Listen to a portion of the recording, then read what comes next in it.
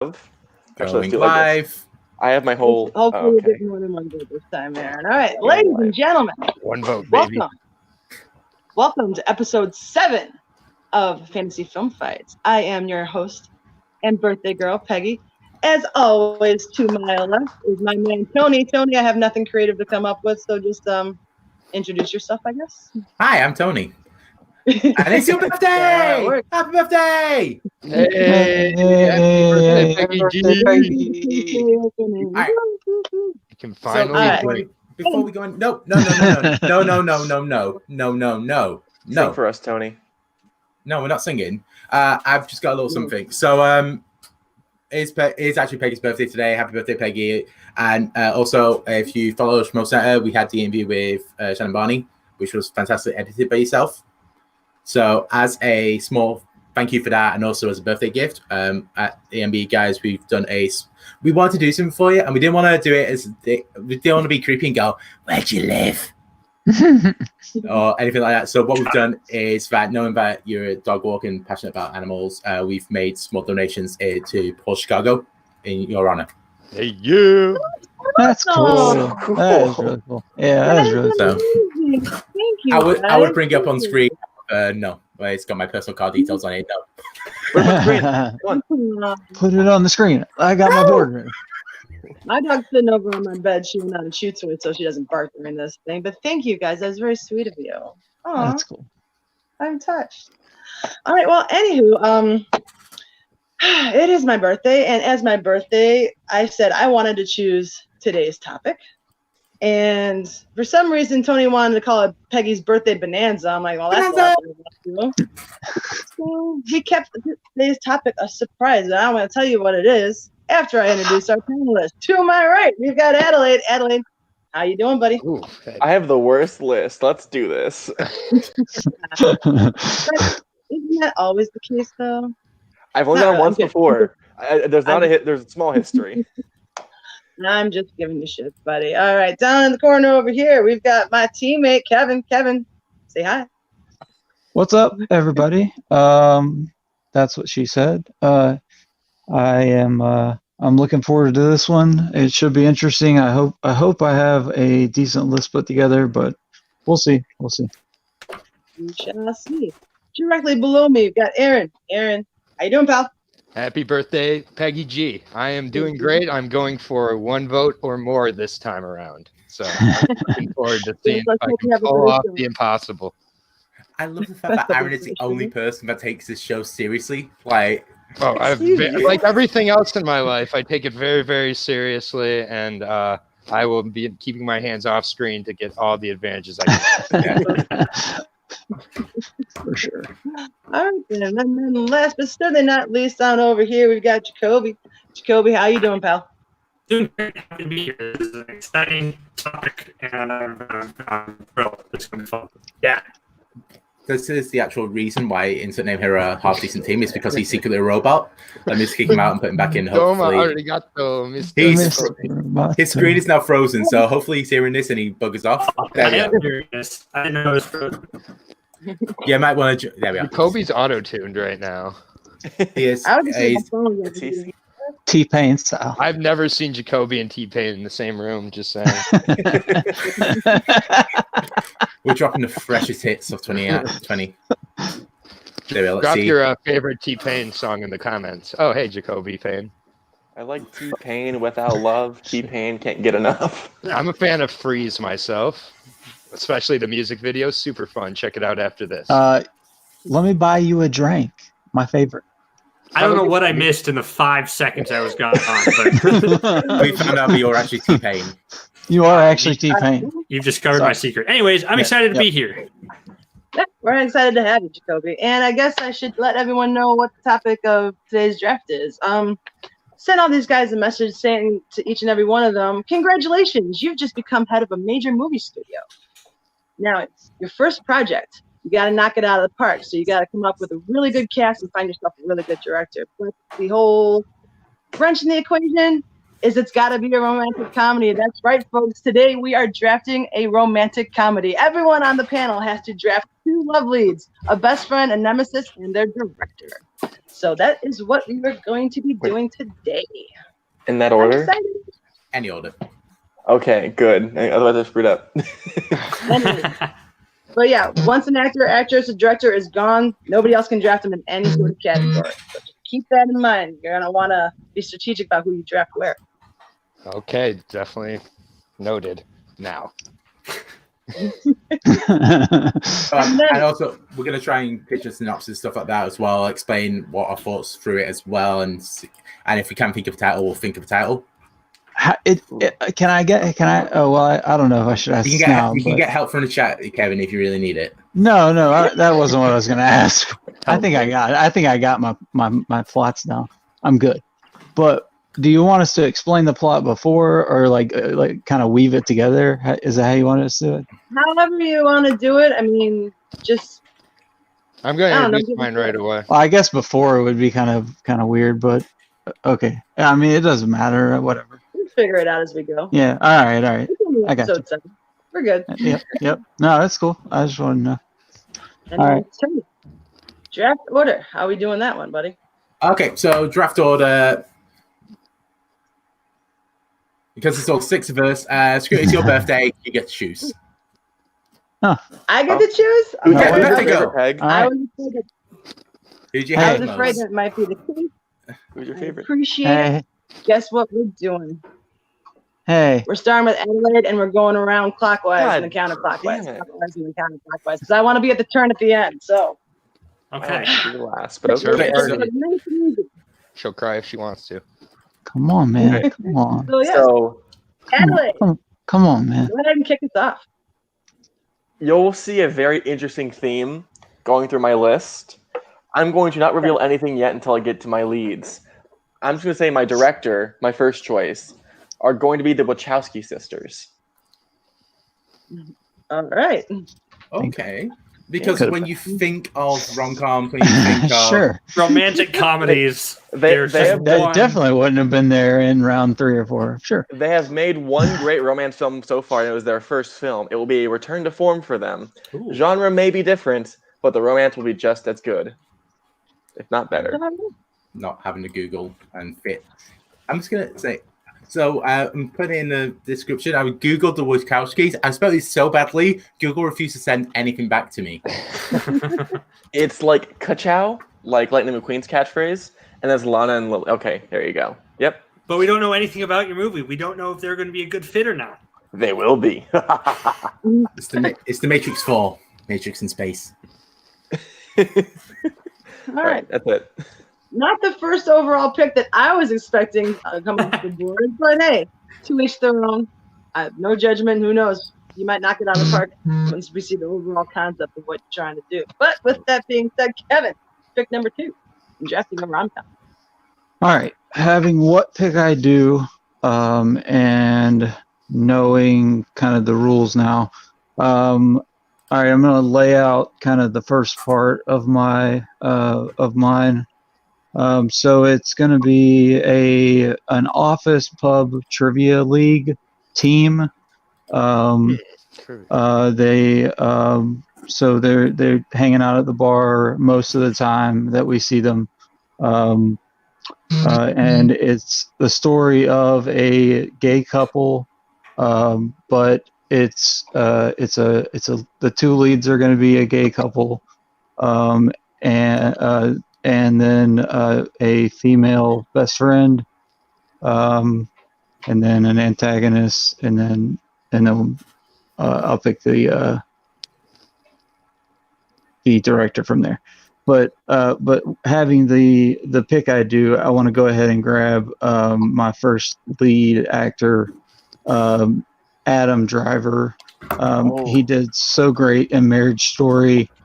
And so that pulling off of that performance is something that I can see him being able to put on anything that anybody wants him to put on. And this is going to be semi-serious and semi-funny. So I think he has the ability to do both.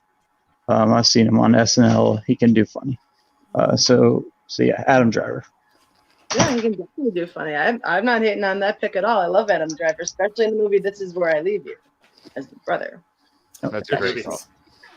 I'll be honest, Adam Driver was on my list of potential leads, so I'm annoyed. He was not on my list. That's a very good list. We have not seen a hot Adam Driver in about 6 months, so I'm missing him. Okay. I need him back. You had to pause there before you said it. Only 6 months. So. Yeah. Yeah, and I think he is underratedly funny as well. So I don't know if you have to lean as much into serious with him as you may think. I think he hasn't had a chance to spread those comedic chops. So excellent choice. And we'll see if shall I go now? You shall. You are up. As well. Okay, I didn't want to step on your dance floor before you were done there, Kevin. Mine is not mysterious. It's maybe not even too creative. It's topical right now. Everybody's thinking about it right now. I won't even say what it is. But the basic premise of this story is two individuals have a few drinks. They end up going home together, and they wake up in a quarantine. So they're house arrested together, and so it's just kind of a classic. They have to get to know each other, and they have no devices. The National Guard's coming in to give them food and water, so there's your plot device of that. They do have internet, so that will open up for the best friend avenue and some other surprises along the way. But basically, it's just a quarantine love story. Boy meets girl, boy gets girl sick with deadly disease. Love is a sickness, depending on who you talk to, or a battlefield. But my pick is going to be for lead and director. Am I allowed to do that if they fill both roles? Sure. Okay. Great. Then you can have just a random pick of anything else you want. Okay. I actually have enough ways to fill that I'll figure out a way here. So my pick is he is an absolutely brilliant director. I feel comfortable saying that after one film of his. He is a brilliant comedic mind. I feel like when he's in movies, I always enjoy it, and that is Mr. Bo Burnham. So he's my lead actor and director. And I just think he still can play like that 25 to 35. Like, it doesn't really matter. And with some things I fill in along the way with the rest of my cast, it will work with, I think, this lead and director. 8th grade, I loved it. And it just, the whimsy, I think, can be really used in a good way here. And I said whimsy, so please still vote for me, people. One vote, baby. Aaron is well on his way to drafting his own A24 movie. I assume that's the studio that I'm putting you in charge of. Yeah, absolutely. Yes, please. Bo Burnham has signed an A24 deal as a result of this, so I'm very, very happy with my pick. He's actually running A25. It's a knockoff version. But yeah, Bo Burnham. That's a good choice. It is a good choice. That's one I had on my list, but I'm not hating on it. I dig Bo Burnham. All right, my turn. He's been acting apart from The Big Sick, which ironically is quite great. Don't Think Twice. He was also in the movie with Mike Birbiglia, Keegan Michael Peel, or Keegan Michael K, whatever. Not Peel. Yeah, whatever. Keegan Michael. I apologize, but yeah. Weird name to think about it. Whenever he's like a just like a random little like side character in like Crashing also. He's just like always really funny, very improvised. I'm not gonna say any more words. Yeah. Good at improvisation. He improvises real good. Improvise is super good. Yeah. Super good. All right. My turn? Yep. Jacoby, you're up. All right. I am up. So I'm going to give you my elevator pitch for my movie first off to give it, because it's about the hottest thing right now that everyone can't escape, and it's not coronavirus. It is superheroes. Superheroes are everywhere. They're dominating our media, but what we need nowadays is a different spin on the superhero genre, and that is why I think this movie that I'm putting forward is the answer to that. Here's my pitch. Picture it. Okay. A woman discovers her new perfect boyfriend is actually a crime-fighting superhero and must fight against the standard cliched superhero girlfriend tropes to take the lead in her own story while also learning to navigate someone who's from a whole different world, literally. On the surface, this romantic comedy puts the spotlight on a severely underserved element of most superhero movies, the love interest.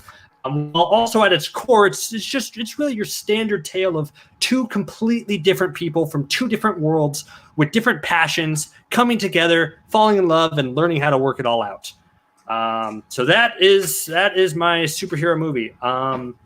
What I am superhero romantic comedy movies. So what I want to cast first is my lead roles. Obviously, the lead female role is the most important role here, but I think strategically, I'm going to cast my male first, just because I think who I have is not going to choose. So for the character of Rick Rexington, who is a charming EMT by day, brooding superhero by night, whose increasingly dark and clothing and persona starts to affect his everyday life, I'm going to pick Armie Hammer.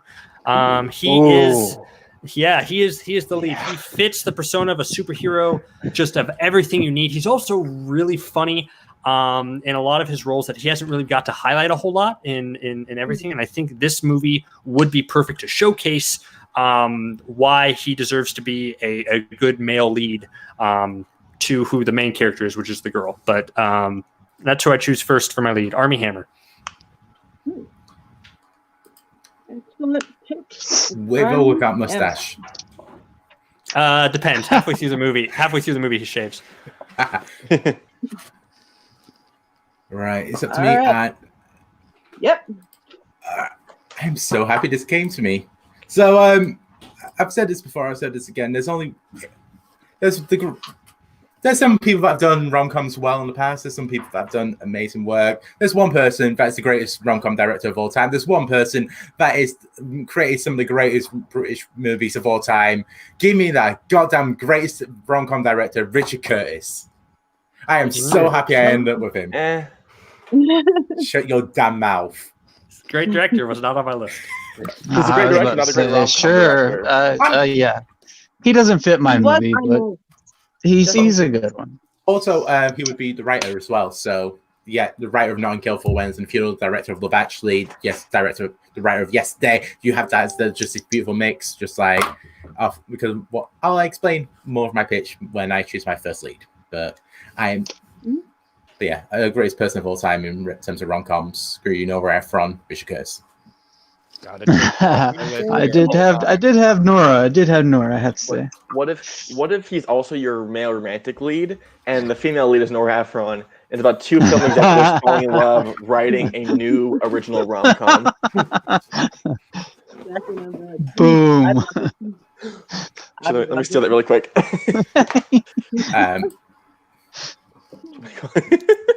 I don't care.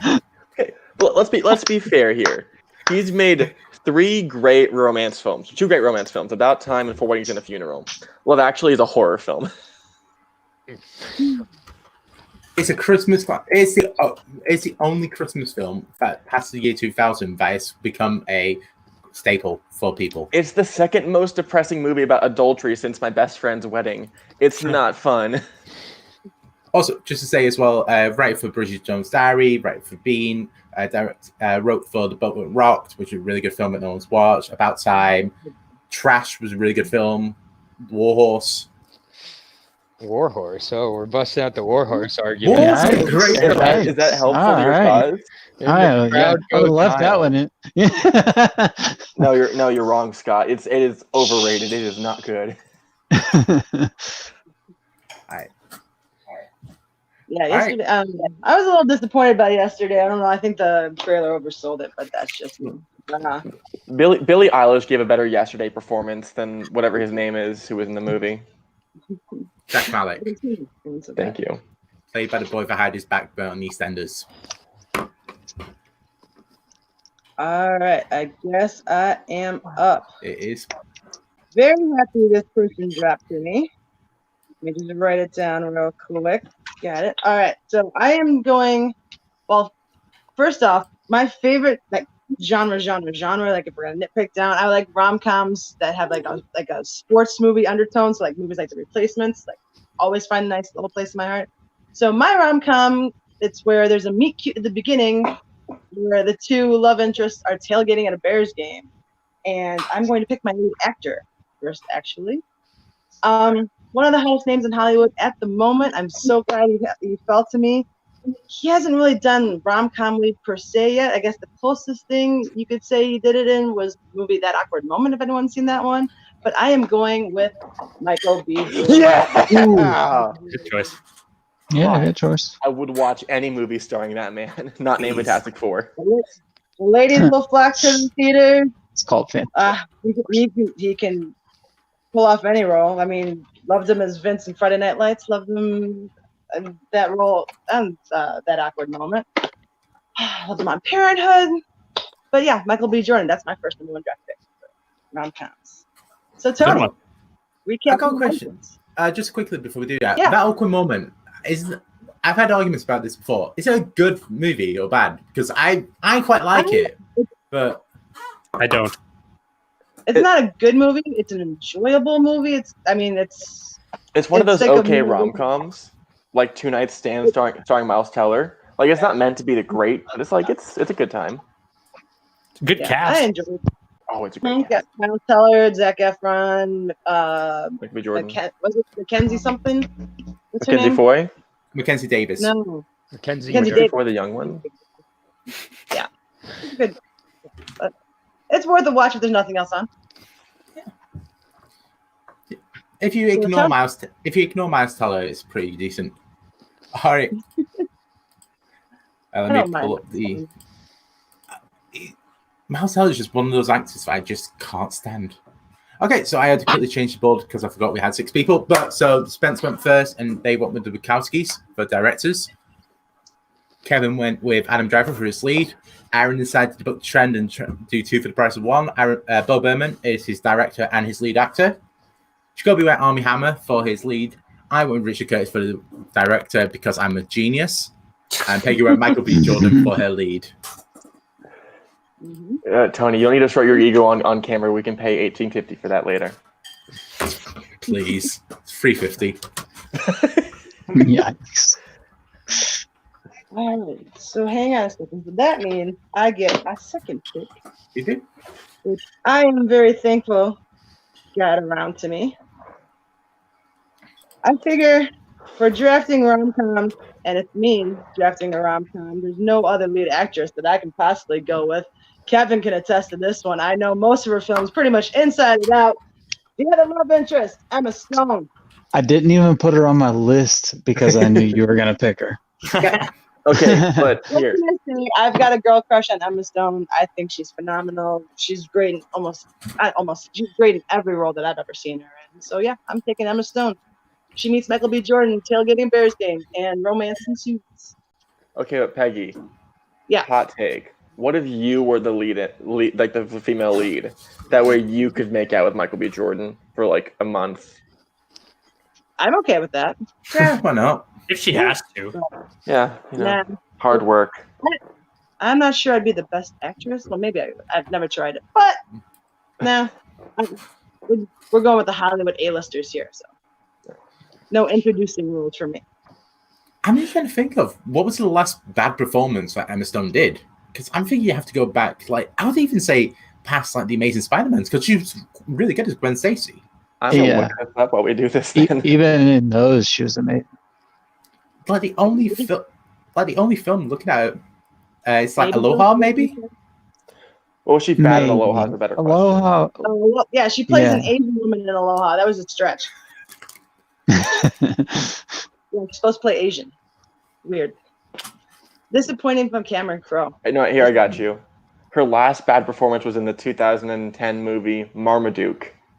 Haven't seen that one. That's just a bad movie. That's just a bad movie. Yeah. But Let's don't mince words.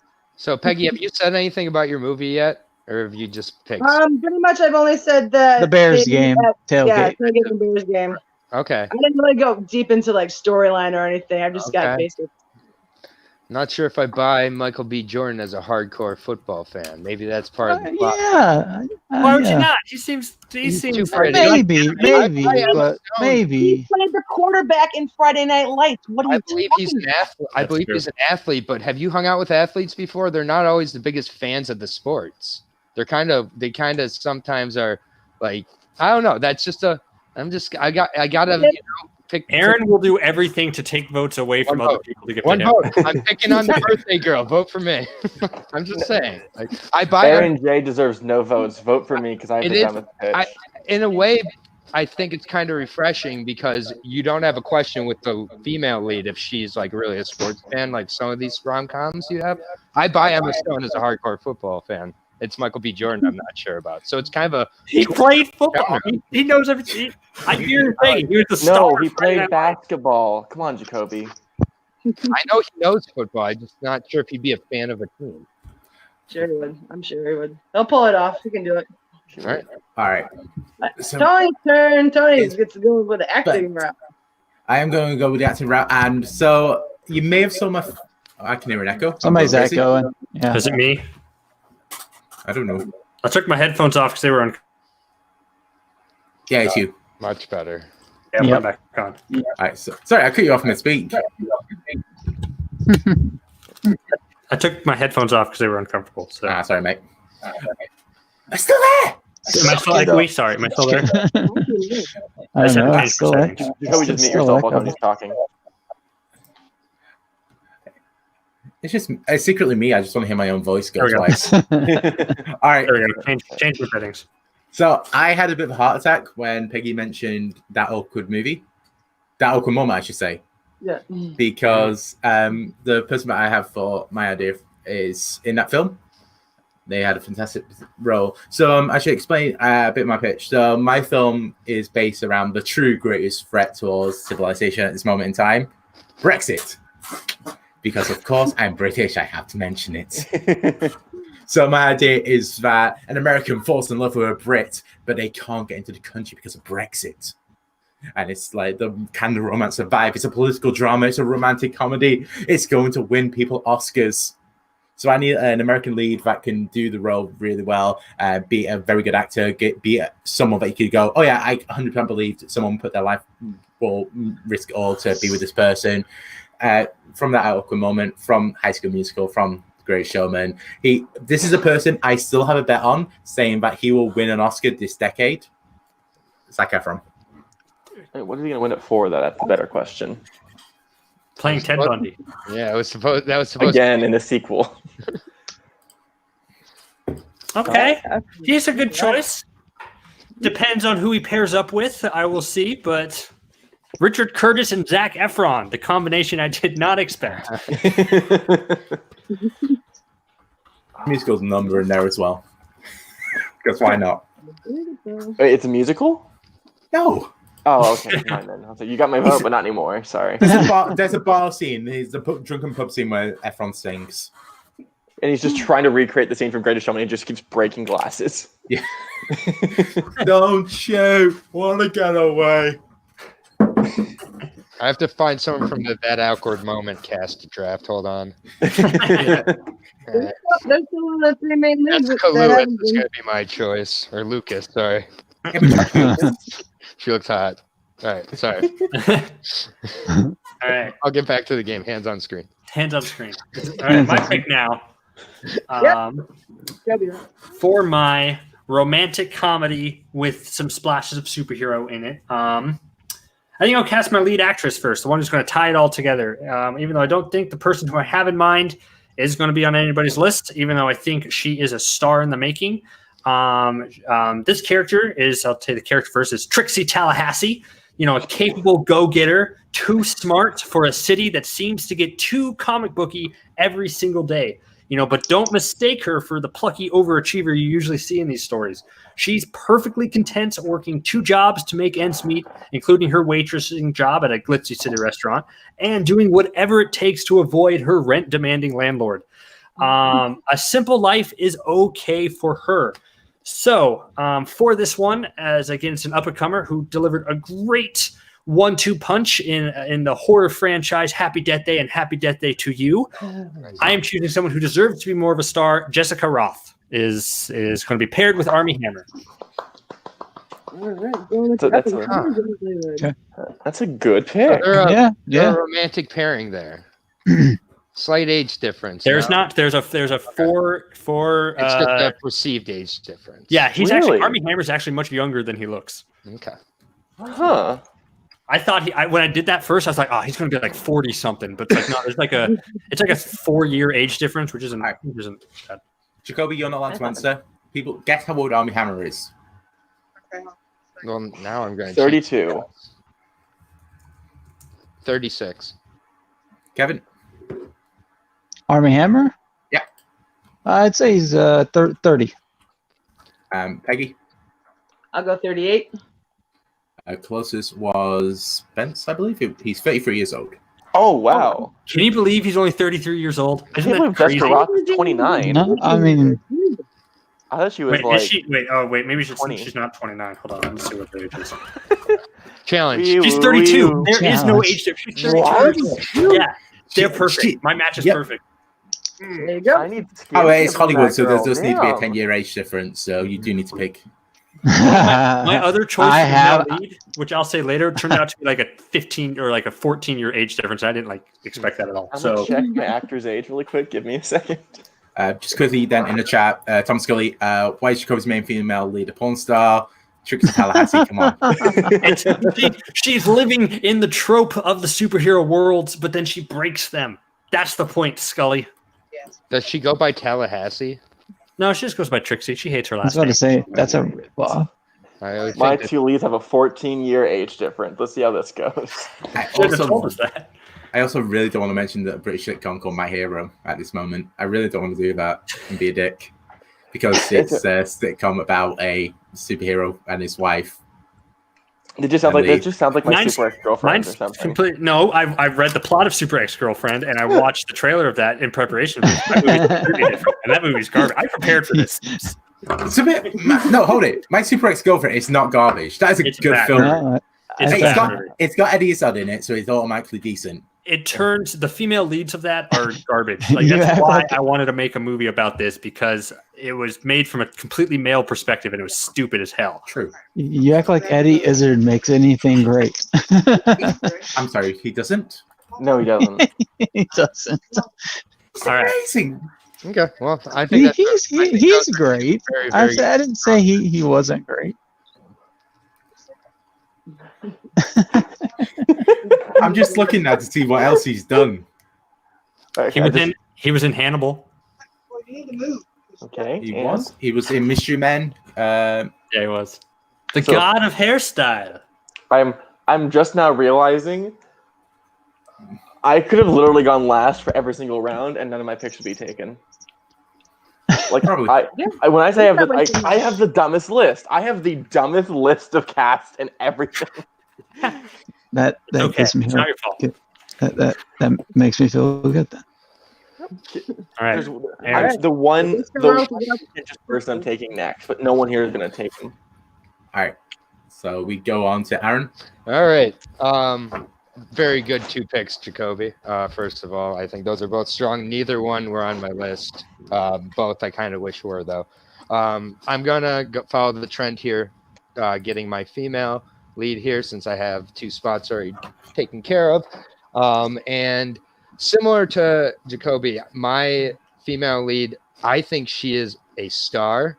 I think that she has not gotten the opportunities for whatever reason. I think she's also a very talented writer. Very, very beautiful as well, which isn't necessarily required for my lead, but it doesn't hurt. And it's Jessica Williams from prior most notable role would be Booksmart as Miss Looks Fine. smart. Yeah. Okay. Yeah. From the Daily Show, right? Yeah, she was on She's the funny, Daily yeah. Show. So improv, or the word improvisational, however you say that one, You'll get that. that is very important for my movie. So it may be kind of a theme as we go through here, but Bo Burnham's going to need someone who can match him comedically. Also, that we can play on the whole out kicking your coverage angle with how did you end up with her. Like, but like, and like, I just really can see Jessica Williams pretty much filling this role perfectly for what I kind of envision in this movie. I also think that in the 2 weeks or however long this quarantine lasts, there's other things that are going to come up that having her as my lead opens up. So overall, I could believe Bo Burnham getting lucky enough to, hook up with Jessica Williams once or twice, maybe if he got, very, very fortunate. And that just, he led to a quarantine here. So yeah, I'll go with Jessica Williams. She's hilarious. I don't think has really had a chance to be a lead in the movie, but I do think she could totally do it. And the age difference is nothing. They're pretty much the same age. So let's be fair here. Bo Burnham would need to roll a nat 20 to ever hook up with Jessica Williams.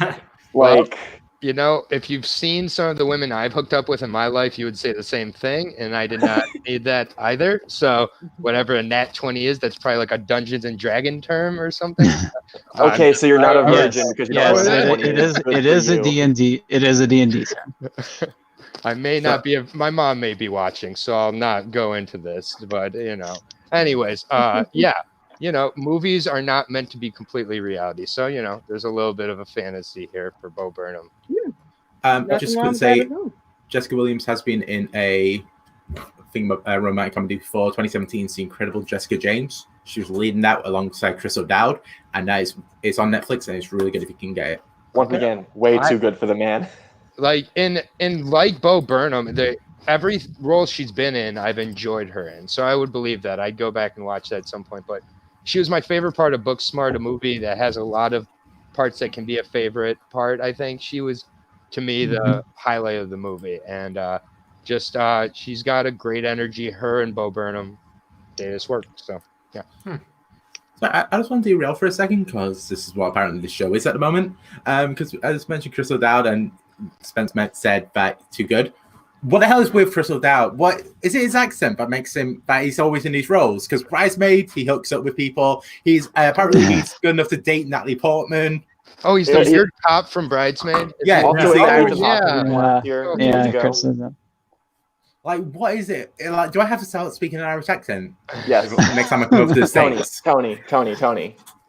You were in LA for a while. The British accent, made bro. Harry Potter. Yeah, it's how it works. I'll tell you stories off screen. There's a reason why I say the Roosevelt Hotel. It made me seem like I was richer than I was. So, next party, I'm going with the Russian accent in talking to women and finding out what they look for in a attractive person. Stop that. I go with white. God, are you growing more hair in your chest? I just shaved, so no.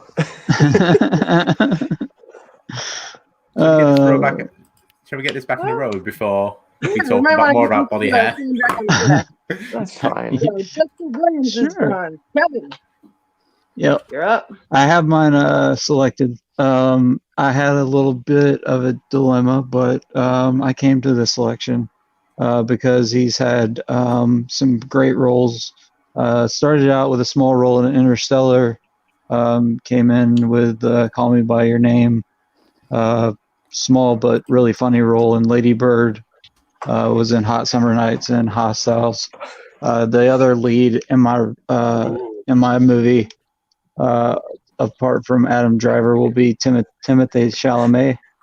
And so let me explain my a little bit more into my story now. Adam Driver is a superior at his job. He kind of leads his pub trivia team. And so Timothée Chalamet's role, he's 22, where Adam Driver is 32. Tony, you mentioned the 10-year gap. You played right into what I was looking for. He's this younger guy, comes in, he's got an under management role, and he's kind of scared to approach him, but he is interested in him. And so we're going to play on from there. But I just wanted to go ahead and make that established as part of my plot.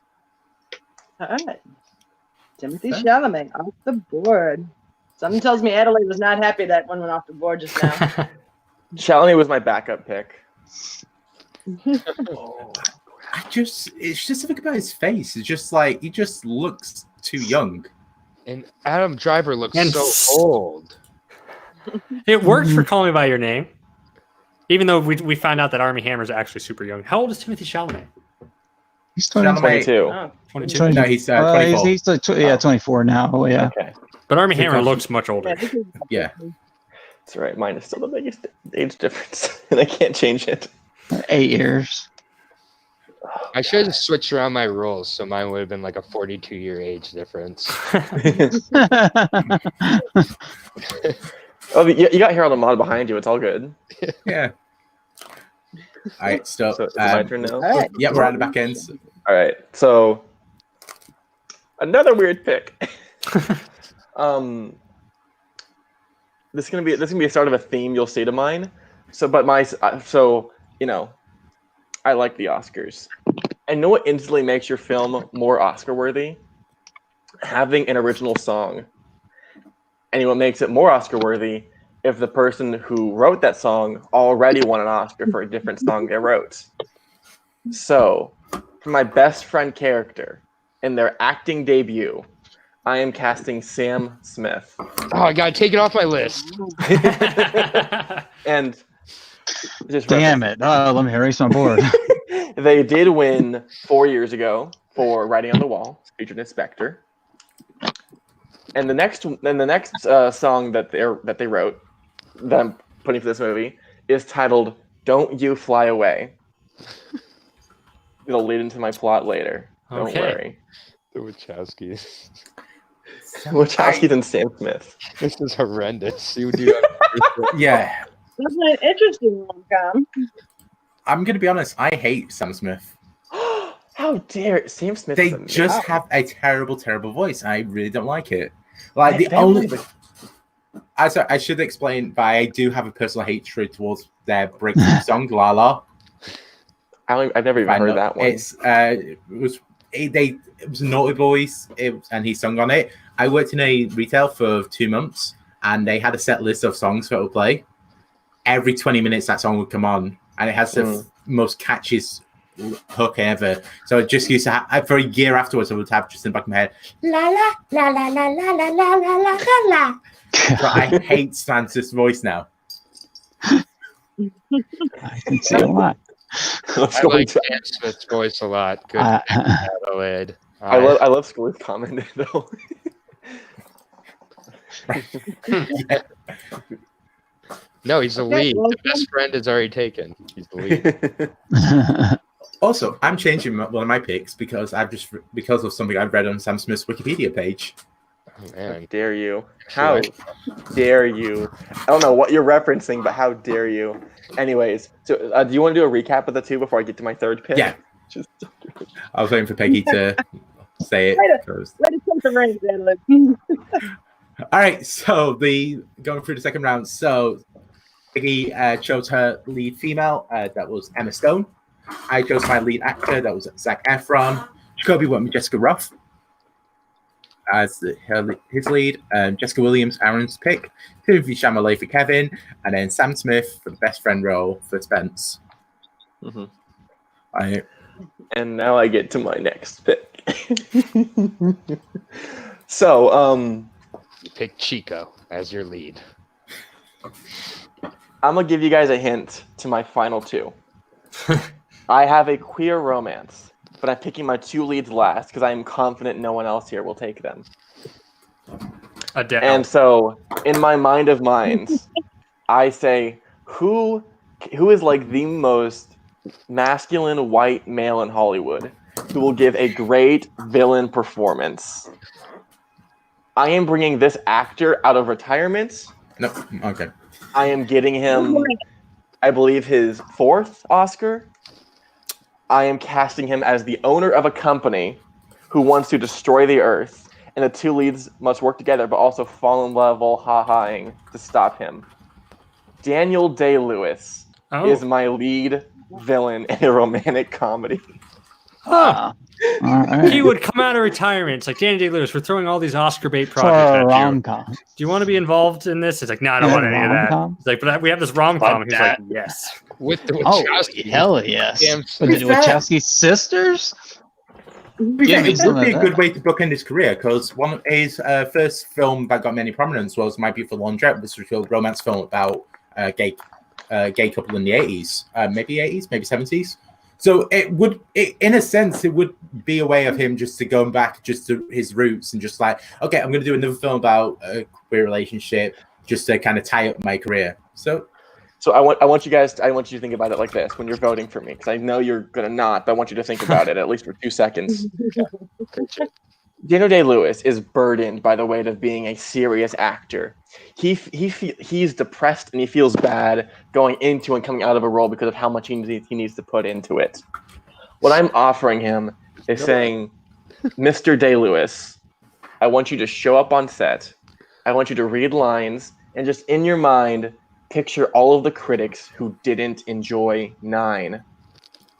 I want you to treat the audience like that. Stare in the camera and give the most Marlon Brando in Apocalypse Now monologue possible. Go. This will create the best romantic comedy offered today, and you will see why. Okay. Exactly. Thank you, Scully. Thank you. Argument for me. I thought you were going Jack Nicholson too. I actually thought the same. Now that you mentioned that, probably a better choice, but I don't care. Daniel Day-Lewis is probably nicer and easier to work with, so let's do that. Yeah, but you can get to Laker games with Nicholson. Yeah, it don't seem he's casting Spike Lee. Like, I just want to cast.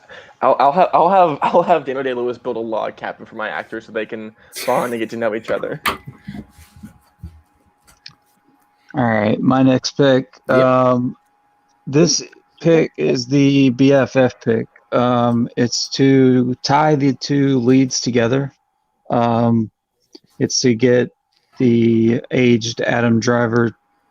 It's his secretary. It would be his secretary, so I needed somebody who could be taken seriously in that role in the office, but also taken funny in a let your hair down role as a BFF to Chalamet. So I took somebody who's played with Chalamet in the Oscar nominated Lady Bird, but also a great role, underrated as Agatha in the Grand Budapest Hotel, Saoirse Ronan. Yeah. I feel like you're casting the strangest A24 movie, and now you're going to get Aaron J to vote for you. Yeah. I am going to vote for one of you on the panel. I will not vote for myself. I don't know if people know, but I'm not a fan of when people do that. We didn't know. No, you haven't mentioned that. I don't ever mention it when people do it. Kurt Kowalski, you accidentally did it and couldn't undo it. Whoops. Sorry. Yeah, great A24 movie coming along, Kevin. I'll go. We lost a birthday girl. Yeah, it's an interesting bit. Like Saoirse Ronan, you kind of feel that. Obviously, this is all fancy. So, just quickly, anyone that's came in late. So the thing is that we are creating and producing the best rom-com that we can do at this moment in time. So picking directors, picking actors, and all that stuff. Peggy is back.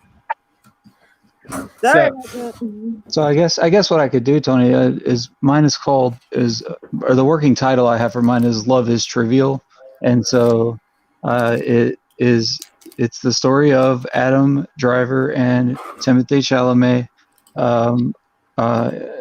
It's actually Chalamet and Saoirse Ronan are best friends, and they're teammates on Adam Driver is the head boss at the company. So that we see him a little bit at the company, but mostly at the bar. And as the audience, you get to kind of play along too with the trivia, so that's kind of fun. But yeah, so she kind of ties them together though as Adam Driver's secretary, and that's where we're at now. I don't want to say too much about the antagonist yet because I don't want to give too much away and get her taken away. Cool. Saoirse Ronan off the board. I will tell you, she was a backup of mine for my lead actress in case Emma was no longer there. She was down on the list, but she was on the list. Yeah. So, I am not hating on that pick whatsoever. Right. Okay. So moving on. So Aaron for A25 Productions. Yep. A25 movie. I am going to go the route of one of I'd say one of two or three best friends, to be honest with you. But I'll go with this guy. He's going to be playing the role of the father in this movie, of Bo Burnham. And the house that this takes place at is Bo Burnham's house, which seems a little bit too nice for Bo Burnham, and turns out that his roommate is indeed his parents. So one of his parents, I'm gonna again go with a comedic role here. I believe he's maybe been in one or two movies actually. But again, I believe the comedy's there. He also can play the role of an older dad, even though he probably could be this guy's grandfather. I'll play him as just an older dad, and he doesn't have a trouble breaching awkward social interactions, and that is Larry David. So play the that's a good pick. Father. Yeah. This is not a straight to DVD or TV or HBO movie. This is a full production here, and I just can easily see him going right into every bit of awkwardness that you can approach with Jessica Williams hooking up with Bo Burnham, and just kind of how Bo Burnham frames himself as a particular type of person at the bar in order to fill in the gaps of how he got this Jessica Williams person to hook up with him, and just like it all starts to add up as the movie goes. There may be some flashbacks to that night, with alternative stories being told from the perspectives. But yeah, Larry David, he can absolutely improvise with these guys. All three of my picks so far are also writers, so I would hope they would contribute to writing this film as well. So it's I want funny people writing my funny romantic comedy. Crazy idea. I don't know what you're talking about. I was gonna say, it's just like, if you're an extra on this film, you're gonna hate life, because it's just like a scene takes an extra 2 hours because they just keep improvising, just like, oh, I've got this funny idea to do, let's try this instead. Like, yep. But I can just totally picture the first scene when they come across each other, and just all of a sudden when, whoa, who are you? Like, just all the Larry David Larry David with Jessica Williams, Larry David with Bo Burnham, the three of them together when you see the rest of my cast and how they interact here. Yeah, I think that he should be in more movies. All three of these people should be in more movies. I'm just looking now. Do you know what the last non-television film that Larry David was a part of? I B-movie. It's not B-movie.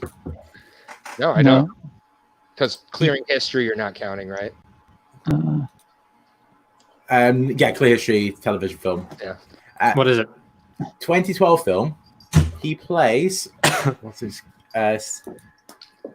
he plays Sister Mary Magdalene in the Three Stooges. Wow. Yeah, so he deserves to come back to films here, and Love is Viral will be a great way to, Is he winning an Oscar for this, though?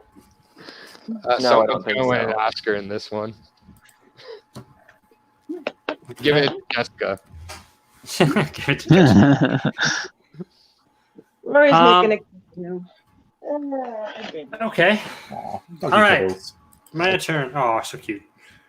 I think I'm going to go with. Let's see. What do I have left? Okay. I'll go with my director. I think I'll go with my director first, even though I don't think anyone's going to pick this director, even though they should. This is kind of a relatively new director. She kind of burst on the scene this year by delivering a very surprising DCEU film. I think what she did with this movie was really great. The way that she told the story and the relationships between the characters were good. And I'm going to need both a director who can handle great interpersonal relationships and the superhero tiny aspect of things. So that is why I'm going with Kathy Yan, who directed Birds of Prey. All right. I wasn't gonna pick her as my co-director actually, so good. Not bad. It's like not great, but it's not bad. Like it's nice. It fits perfectly for my theme, Mr. Daniel Day-Lewis. That's true. Hey! Don't be coming for one of the arguably the second greatest actor of all time, according to stats. Yeah. All right, yeah, that's my pick. Kathy Ann. Interesting pick. Like, brings something different to the table. She's the only. I was just having a quick look. The only thing she's ever done apart from this is a movie called Dead Pigs from 2018. But it does have a Wikipedia page. I don't even know what it's about. Interesting title. It's like Beach Rats, but not as gay? Question mark. Yo, sidebar. Nick Jonas as a Warzone strength. What do y'all think? Do it. Yikes. It's not a bad actor. Yeah. I'll be honest. If Zac Efron got took off, I would have probably gone with Nick Jonas. So you just want someone who can sing. Are you stealing my Oscar idea for an original song? All right, God. Right. So it's me. All right, I'm gonna lay my cards on the table. My idea was I was gonna do a gay couple, and I was gonna have Eddie Redmayne play the other lead. However, there's too many gays in this draft already. I'm allowed to say that. So I think you're the one here who can say it. Yeah.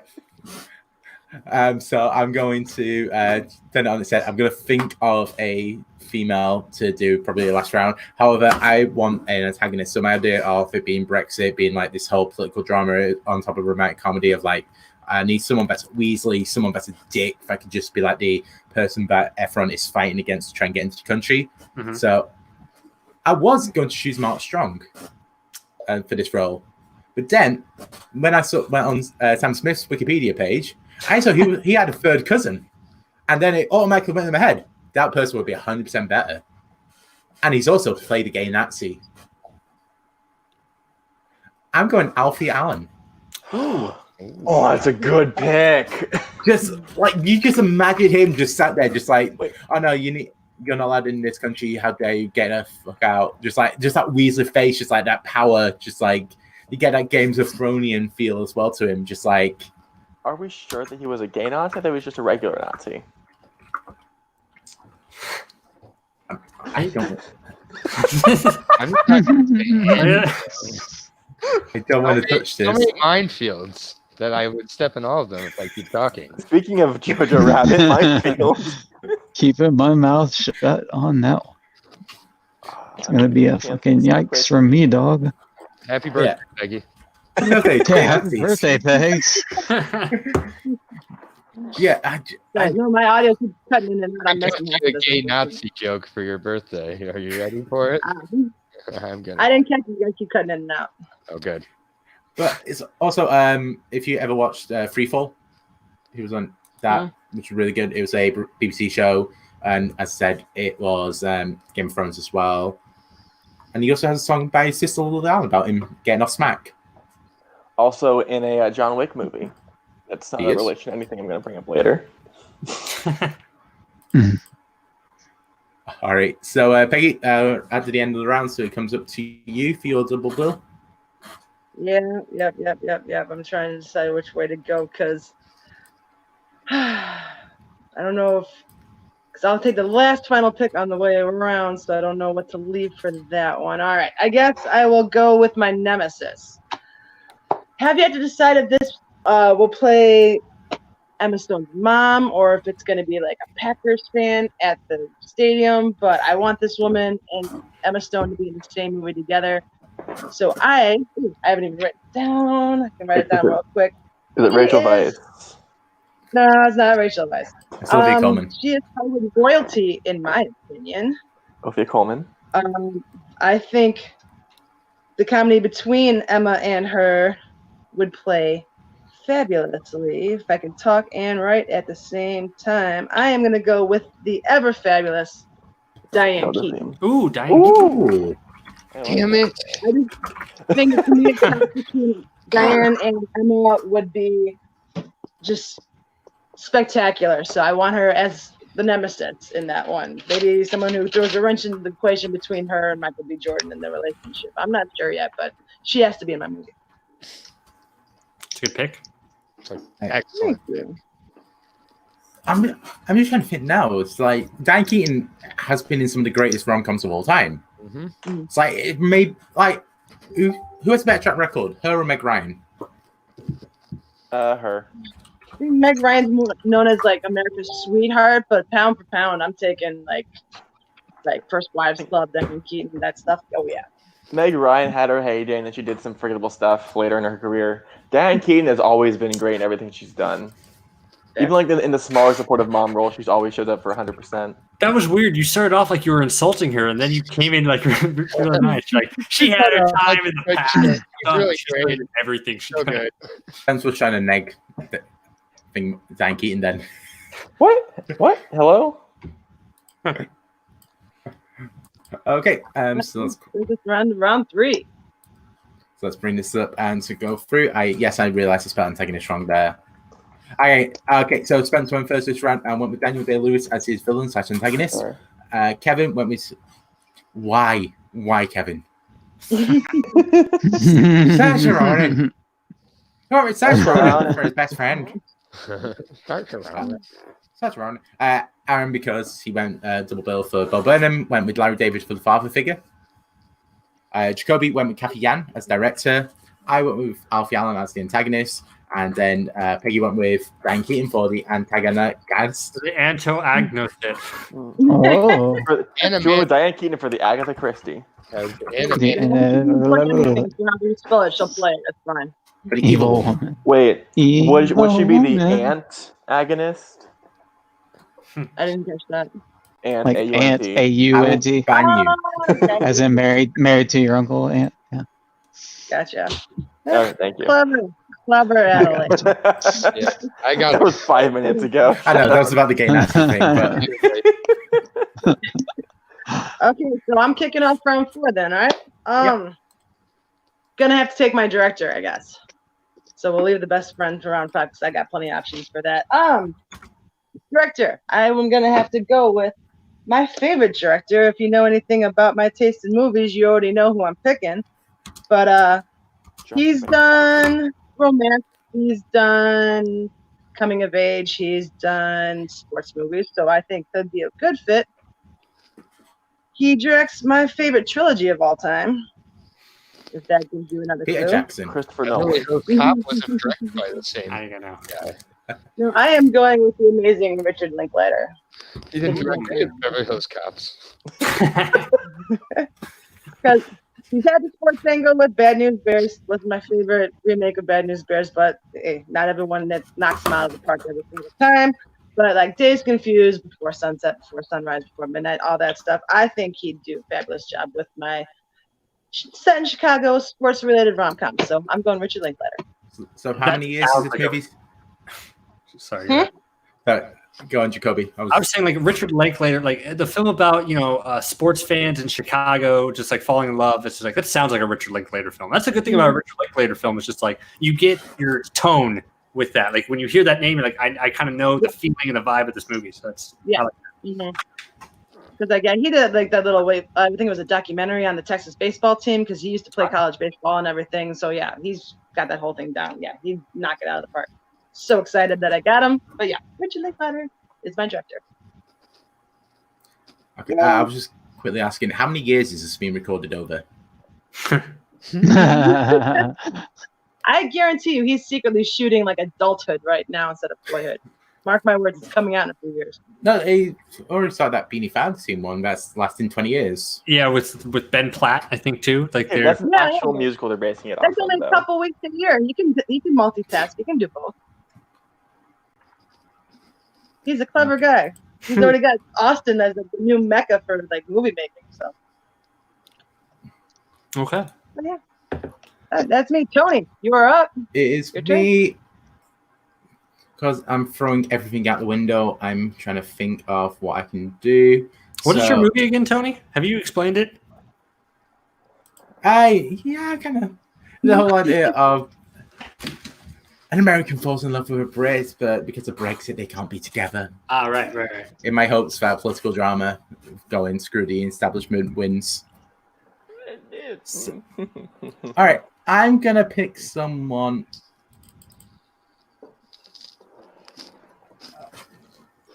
I'm gonna pick this person that I think could do a really good job as the lead actress. She's fantastic in what she's done before. She worked really well with Zac Efron, and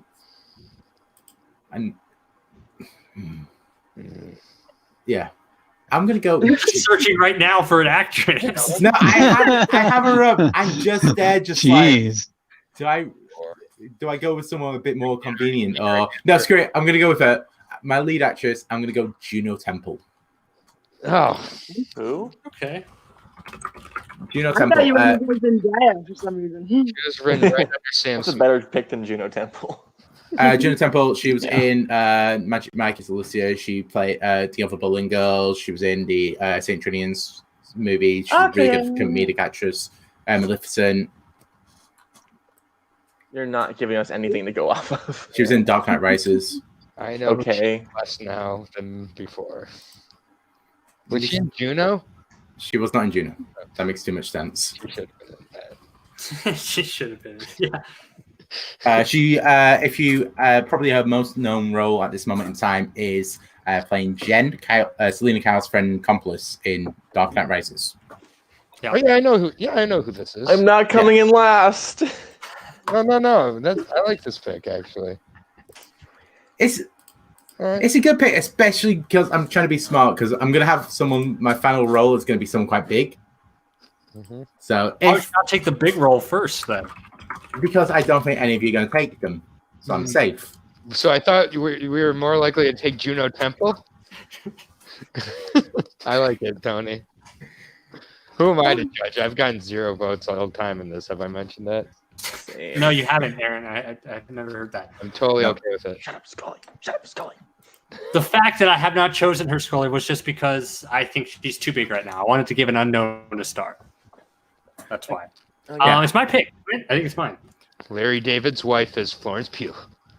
I mean, she's already dating someone older than her now. It's not a stretch. There we go. I like a lot. Zach Braff too is weird. Like 30 years. He's young at heart. Okay, my turn. I am choosing my best friend role. This was somebody who, the one who I'm choosing for this role, went back and forth if I wanted her as my lead or the best friend. But I think in romantic comedies, a lot of the time, the best friend role is the breakout, right? It's like that's the one who you really cause to like go out and is really memorable to everything. So that's why my best friend, to continue on the theme, her name is Veronica Vallingstone. She is Trixie's fellow restaurant coworker and bored housewife. She wants more excitement in her life, and once she finds out Trixie's dating a superhero, she invests way too much time in offering advice and trying to live vicariously through Trixie. So that is why for my best friend is someone who my best friend pick for Trixie and someone who I think is going to be a big star very soon. I'm choosing Janelle Monáe. Oh, I'm mad you got that. Oh, that's a good pick. She's going to do more in her life and in her career. She's just starting out, and she has some exciting stuff on the horizon, and I think she's going to be a big star. And I feel bad. It was very tough not choosing her as my lead for my role, but I just think as the best friend, she's going to pop even more and catapult her to superstar. Do you want to make a trade, Jacoby? No. Come on. As long as she doesn't stay in the Oscars again. That was a great performance. It was a good performance. It was a weird thing. And no, I don't want Daniel Day-Lewis. No, I'll give you Sam Smith. Oh, hard pass. Come on. You could get an original song too. They're not porn star names. They're superhero names. They live in a comic book world. We get it, Scully. You're voting for Jacoby. We understand. You don't need to every fucking pick he makes. Great pick. As I make good picks, Aaron, make better picks. Oh. Like besides Bo Burnham as your romantic lead. What? Excuse me. He's gonna take his shirt off, Jacoby. All my picks are fire. It's my turn to make another terrible pick. I'm going to argue for Aaron a little bit. We didn't think Jason Segel could be a romantic lead, and now he's in one of the greatest rom-com of all time. Okay. So Bo Burnham could pull it off. Kumail Nanjiani, probably not. Wasn't the Big Sick.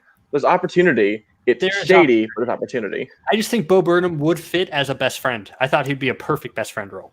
That's why given the opportunity to fall in love and not just like sing songs about depression on stage for everyone to laugh at on Netflix.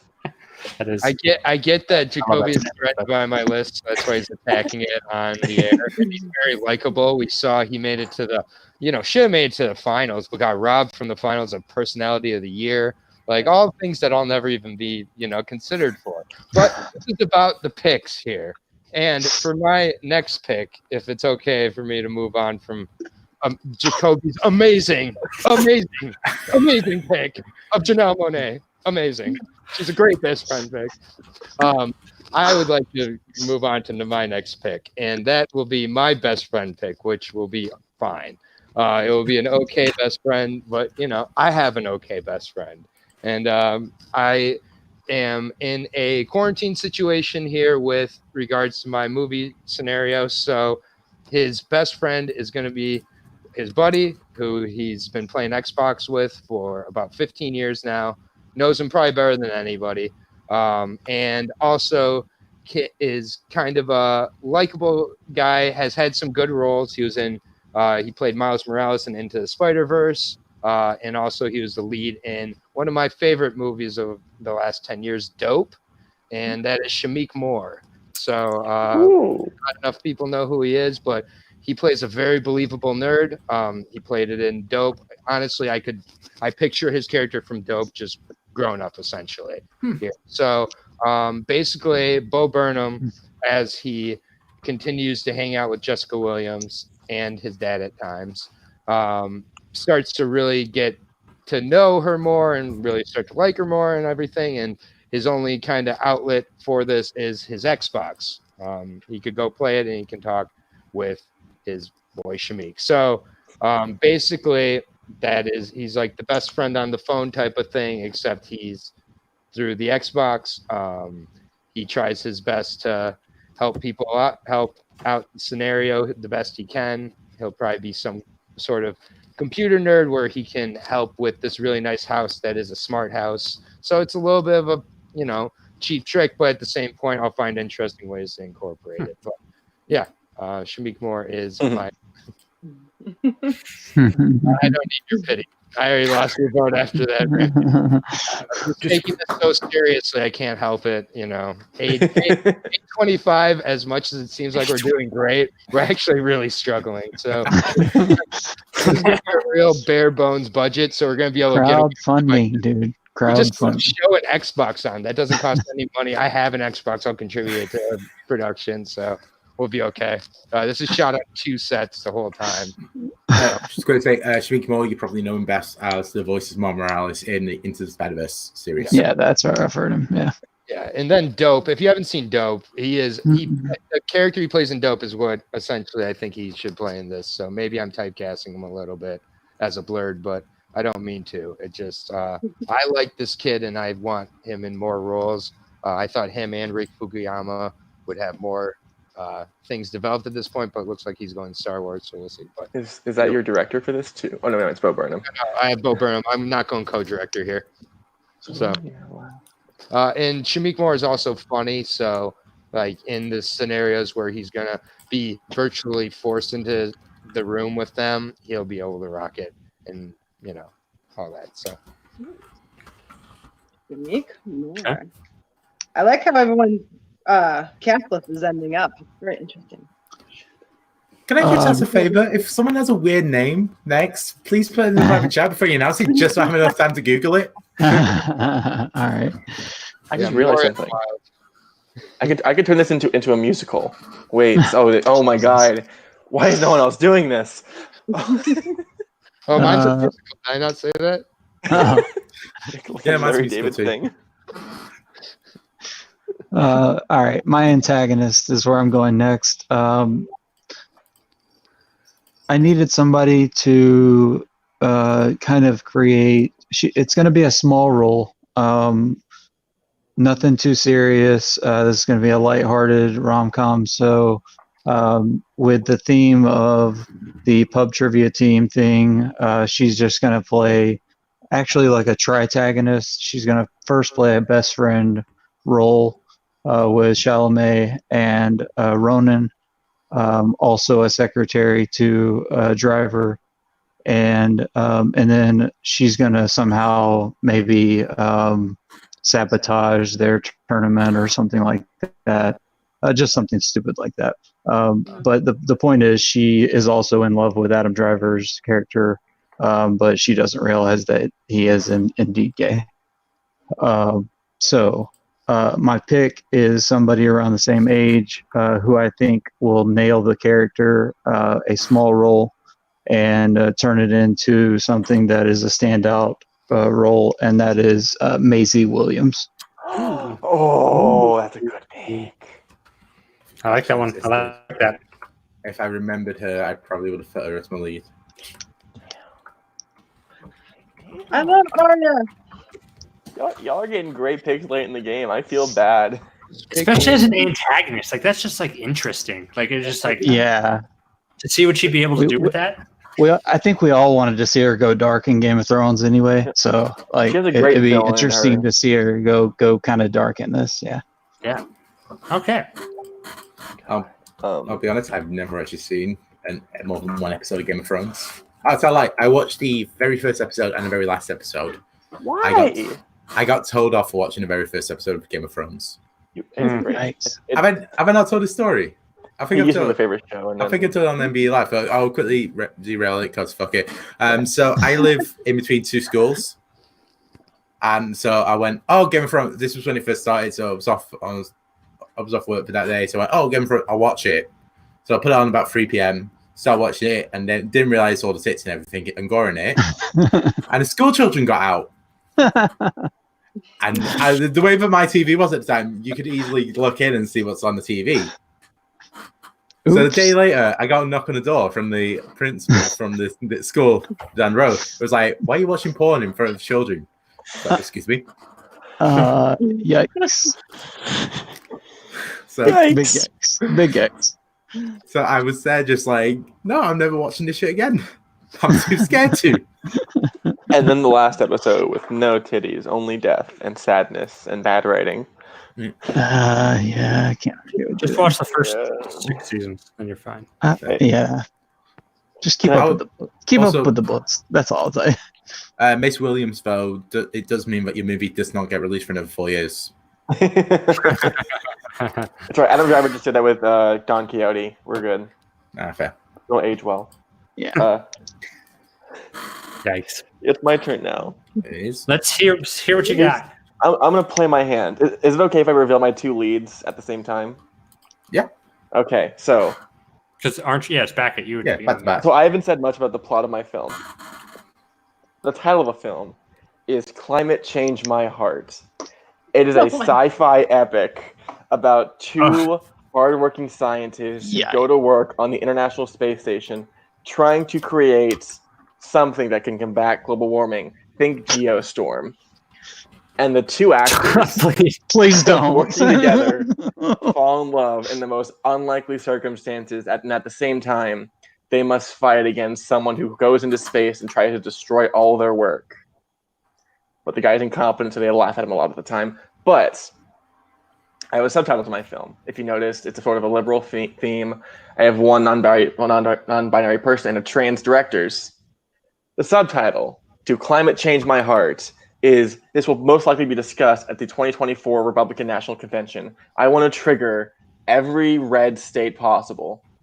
So my two lead actors are two non-binary individuals who have both held major roles in blockbuster franchises. I am going with Amanda Stenberg, Rue from The Hunger Games, and Asia Kate Dillon from John Wick Chapter 3 Parabellum. Mm-hmm. The Republicans will hate me, but their hate will get me box office. They will go there so they can write their hate pieces. And the Oscars are trying to appeal to the liberals now after Green Book, which means I will get Oscar nominations. I have everything going for me because I have everything going against me.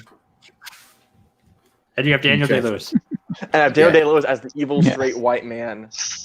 That's the a great boomer, if you tagline. will. That's a great tagline. It's like I have everything going for me because everyone's against me. Like, Right, so it's H.K. Dillon, and who else is the lead? Amanda Stenberg. I'll type it for you in the chat. Thank you.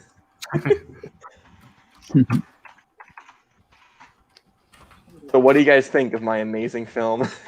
there's a lot going on there.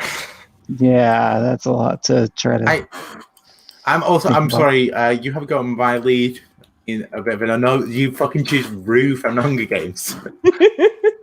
That's all. Yeah, They're in that's something else, but I forget what it is. What's the I age think difference? Did you say like 24 it's 12, years? it's 12 years, yes. But I would like to point out that the pickings were slim. But I think I still got great actors. Because H.K. Dillon is great in John Wick Chapter 3, as well as Billions. And Amanda Stenberg gave one of the most underrated performances of the year in 2017's The Hate You Give. I have a stacked cast. This isn't going to be a bad movie. This will also be the most expensive rom-com of all time. Previously, I think it's Something's Got to Give. It was $120 million. This is going to be $150 to $200 million for a space romance epic that will also find a way to be funny. I swear to God, it'll be funny. And a musical as well. Somehow, there will be a musical number in here. It'll be like Shape of Water.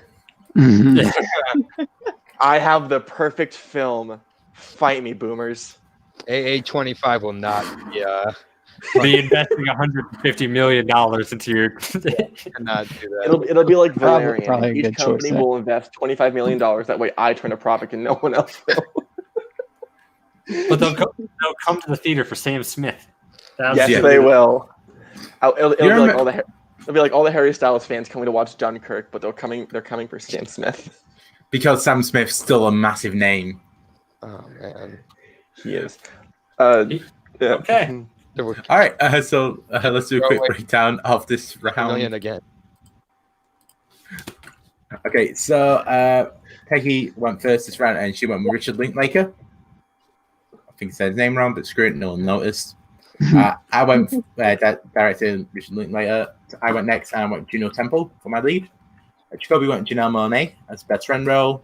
Aaron went Shamik Moore for his best friend role. Kevin went Maisie Williams for the antagonist. And Spence for his last pick of the fourth round, he went H.K. Dillon for lead. And then for the first pick of the last round, Amanda Stenberg. Amanda. No. Amanda.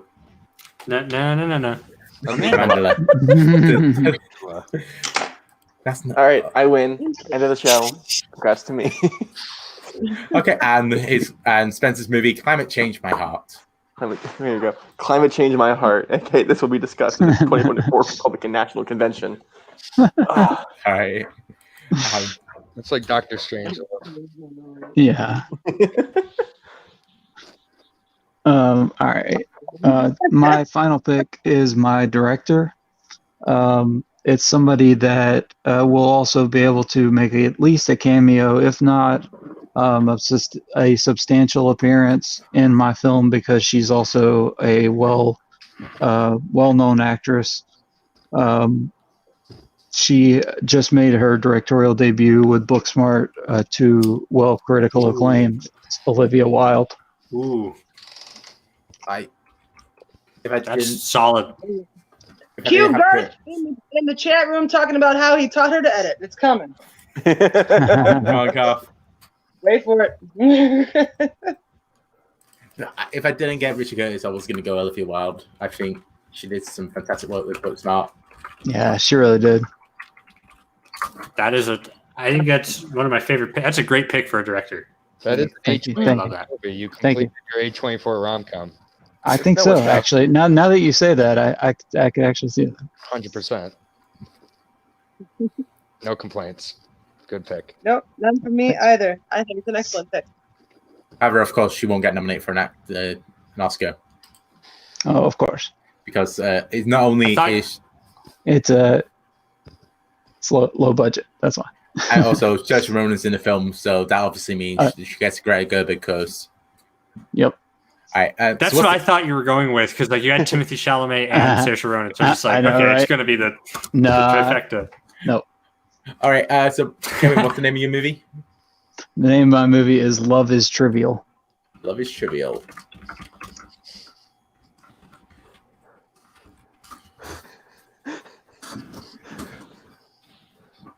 I like the idea of your movie. Just it has a. You remember in olden movies they have the breaks where you can go out and buy popcorn. You have like 3 breaks in your movies just so they could just have a random trivia question on the screen.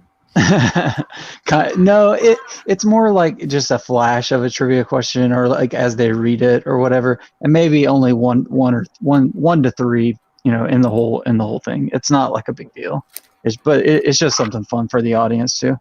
Is there any chance I feel like your show would get like a Hulu spin-off series, and it's just about the characters doing weekly bar trivia. I could definitely see that, actually.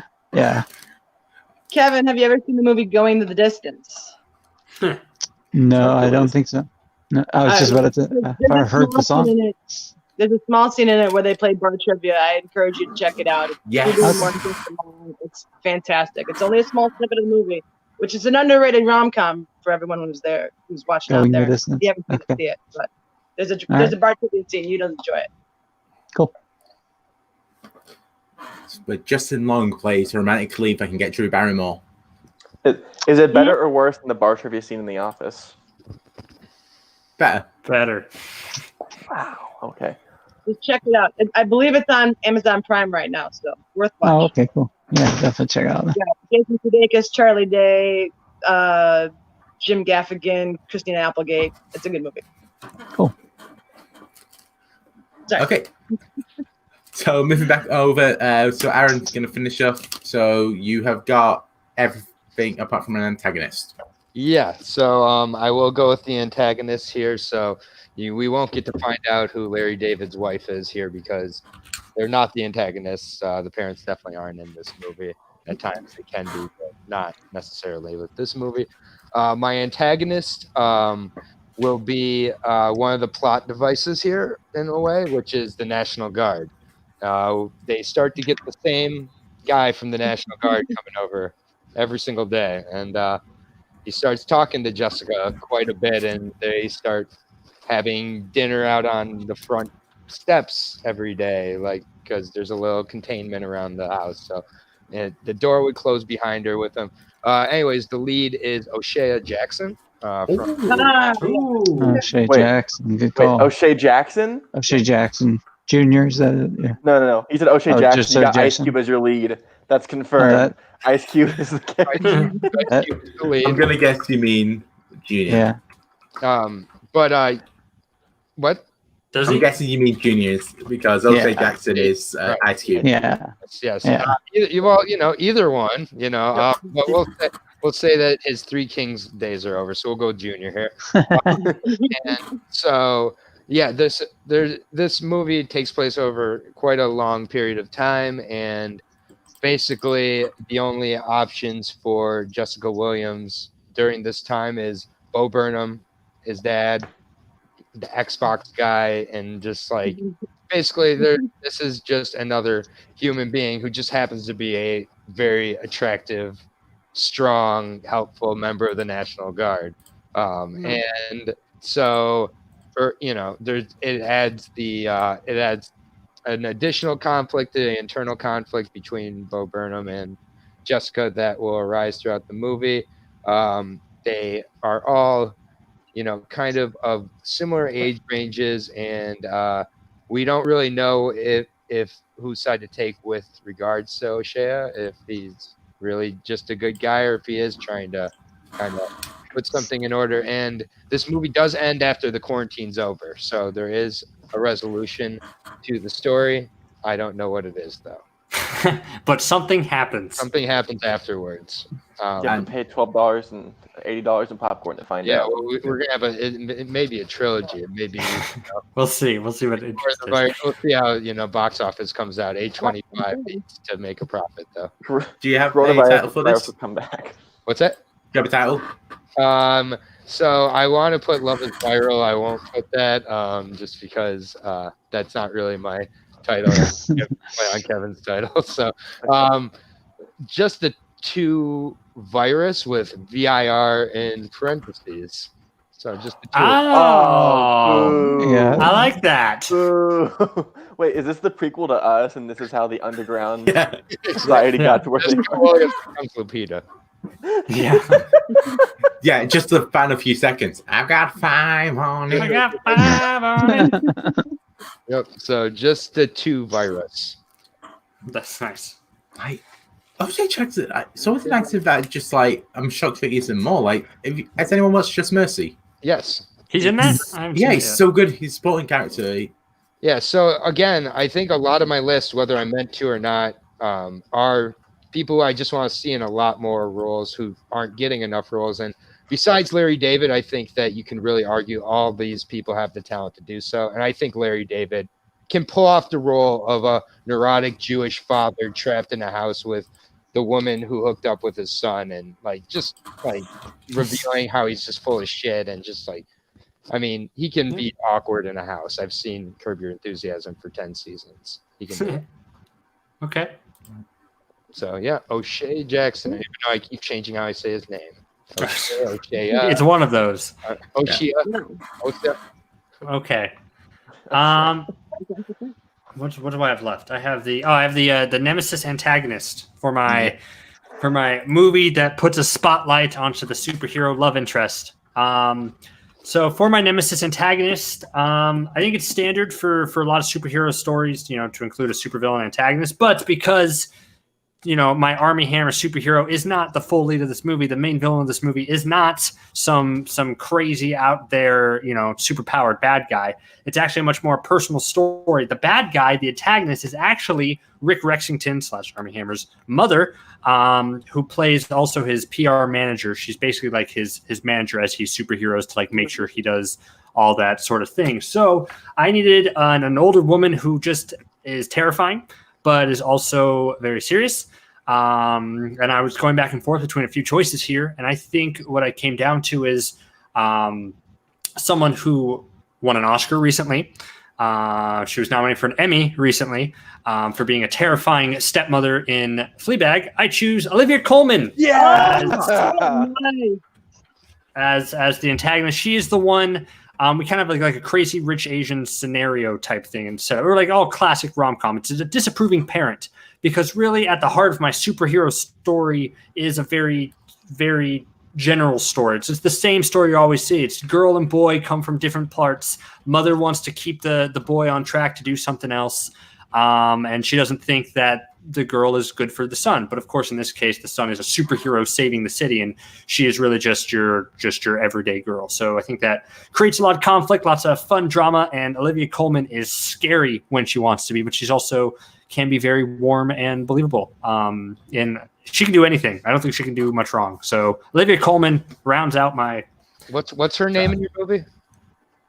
Regina Rexington. Okay. Because the superhero name is Rick Rexington. That's Armie Hammer's Rick Rexington. Yeah. Alliterations are aplenty. Does every character have an alliteration in your movie? Yeah.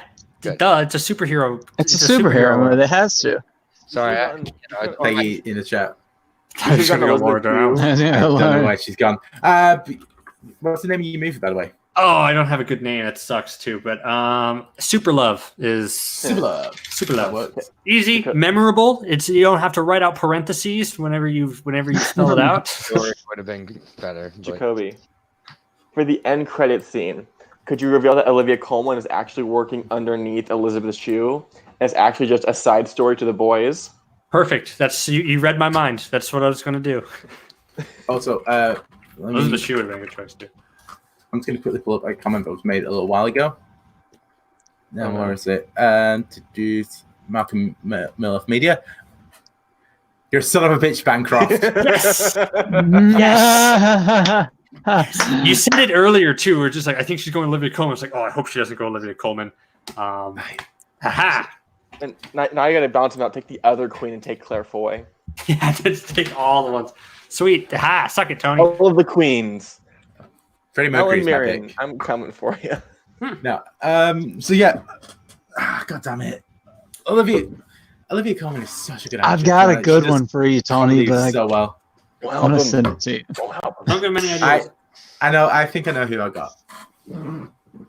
But quick as well, Olivia Colman. If you've never watched it, try Tyrannosaur.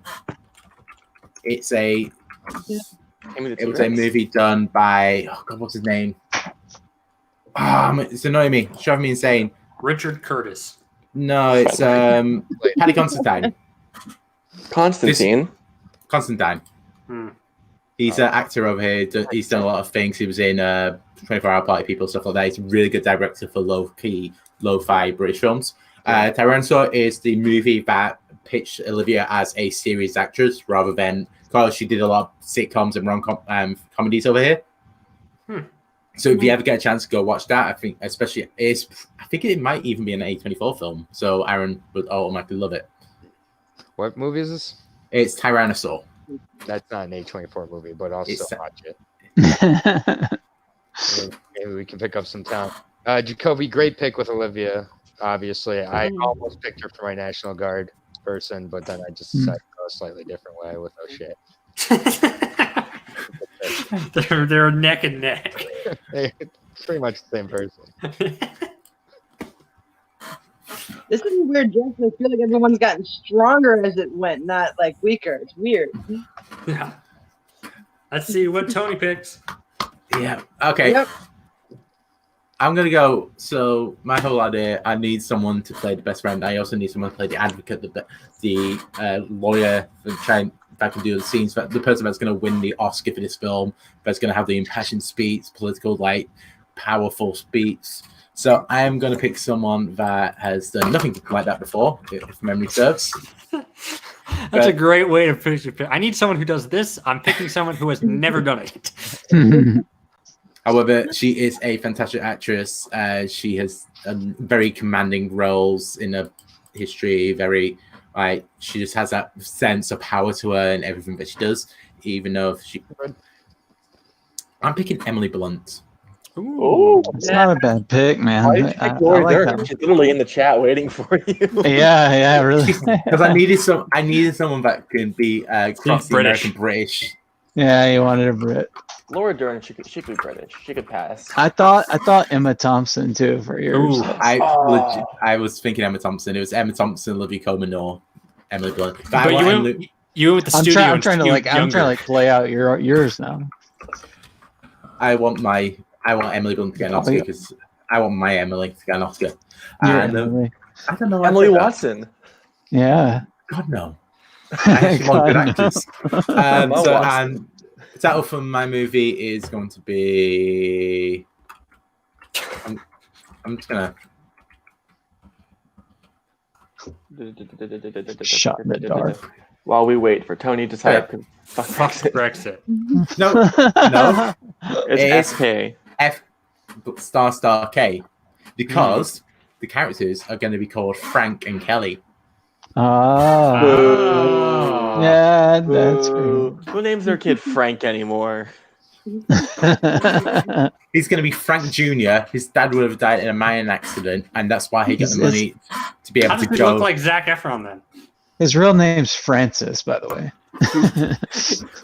Real name is Francis. Who played Zac Efron's dad, Frank Sr.? Francis. Steve Buscemi. Yes. No, you have Martin Sheen in flashbacks. They're just like... Okay, I like that. No, actually, it needs to be someone younger because he'll die when he's young. No, so it should be someone who could realistically play Zac Efron's father. And you know who taught him everything? Kenny Ortega. Kenny Ortega? Who's that? The director of High School Musical. Oh. Jesus. Come on, you got to bet on it. You got to bet on me. Viral. All right. I hate you, Spence. I always bring up the best stuff on this show, don't I? You do. All right. So last but not least, final pick of the match goes to Madame. Birthday girl. All right. So I have to pick the best friend role. I had a bunch of names still on the board for this. I could go male, female, didn't know exactly what I wanted to do. But I think it was either Aaron or Jacoby said they wanted to start picking people who had some roles, but maybe not enough, or wanted their names more out there. So I'm going to go with one of my favorite up-and-coming actors. This guy was fantastic as Finn in Everybody Wants Some. I'm very much looking forward to what he does in the upcoming Top Gun Maverick. I'm going with the one, the only Glenn Powell. Oh, he's great. I don't even know who that is. He's going to be a big star. He's going to be a big. He's great. Everybody wants some. He's fantastic. I have. Thought you were going with Blake John Jenner. Boyega. Yikes! I thought you were going with John Boyega when he said Finn. I was like, I like that. He was hilarious in Scream Queens. Glenn Powell was. He was really funny in that. Thank you, Played Skull. the astronaut in Hidden Figures. Yeah. He's going to be a big star. They wrote more parts for him in Top Gun because he auditioned for Goose's son, and he didn't get it, but they liked him so much. Yeah, I thought he would have been great. I mean, Miles Teller doesn't really look like Anthony Edwards. I can see like Glenn Powell being the offspring of Anthony Edwards and Meg Ryan. So I thought he was going to get it, but he's your antagonist. Who is he? Oh, best friend is perfect. That's great. I just want to point out his first film, Glenn Powell's, was Spy Kids 3 Game Over, with the creepiest name in the history of cinema. Aaron. Close. Wow. Jacoby. This is what Aaron gets called in court cases. Long-fingered boy. Ooh. It's hard to argue that. He's right. Yeah, like, hi, my name's Glenn. I'm listening for a long-fingered boy. That's. And if I'm going with my title, I'm going to steal my title from Finding Forrester. I'm going to call it A Season of Fate's Perfection. Ooh. I thought you were going to call it Finding Forrester. A season of what? Fate's Perfection. FATE apostrophe S. Is this like some weird sequel to Midsummer's Night Dream? I'm losing you, Adelaide. You just went in and out. I'm losing everyone for a second. It sounds like something Shakespeare. It's very long. Fate's Perfection. From William Forster and Finding Forrester. Oh, A Season of Fate's. Oh shit! He's the guy from Set It Up. Oh yeah. The one with Pete Davidson. Yeah. Plays Zoe Dutch. In the streets or whatever, to the streets, whatever that one is. And but his Dutch words, everybody wants them for sure. All right. Someone's at the door. That's me. Hello. All right. So let's quickly go through everyone's list, and then we'll break down and mock people. Right. So starting off with Spence for the movie that was called, where's it gone? Climate Changed My Heart. The Republicans are gonna hate this film. Directed by the Wachowskis, with the leads of Asia Kate Dillon and Amanda Stenberg. The villain in this is Daniel Day-Lewis, and the best friend is Sam Smith. And Kevin's is Love is Trivial, directed by Olivia Wilde, with Adam Driver and Timothée Chalamet in the leads, Maisie Williams as the antagonist, and Saoirse Ronan. I can't say her name without doing a fake Irish accent as the best friend. Aaron went with, in brackets, Via, and then us. Well, just the two virus. You're missing just the two of us pun in there. So. But it's fine. Virus actually works better. Let's keep that. I missed that bit. Bo Burnham is the lead and the director, with Jessica Williams as his co-star. Larry David is playing his father, and Shamik Moore is playing the best friend, and O'Shea Jackson Jr. as the villain. Jacoby's is Super Love, greatest title of all time. Thanks. Expect that with a dinosaur coming out in 2021. Kathy Yan of Birds of Prey is the director, with Armie Hammer and Jessica Ruff playing the leads. Janelle Monáe is playing the best friend, and Olivia Colman is the antagonist.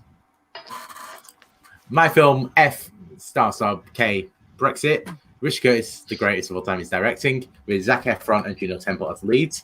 You got Emily Blunt as the best friend, and Alfie Allen as the antagonist. And then I forgot to put in last one for Peggy, because I am professional as shit.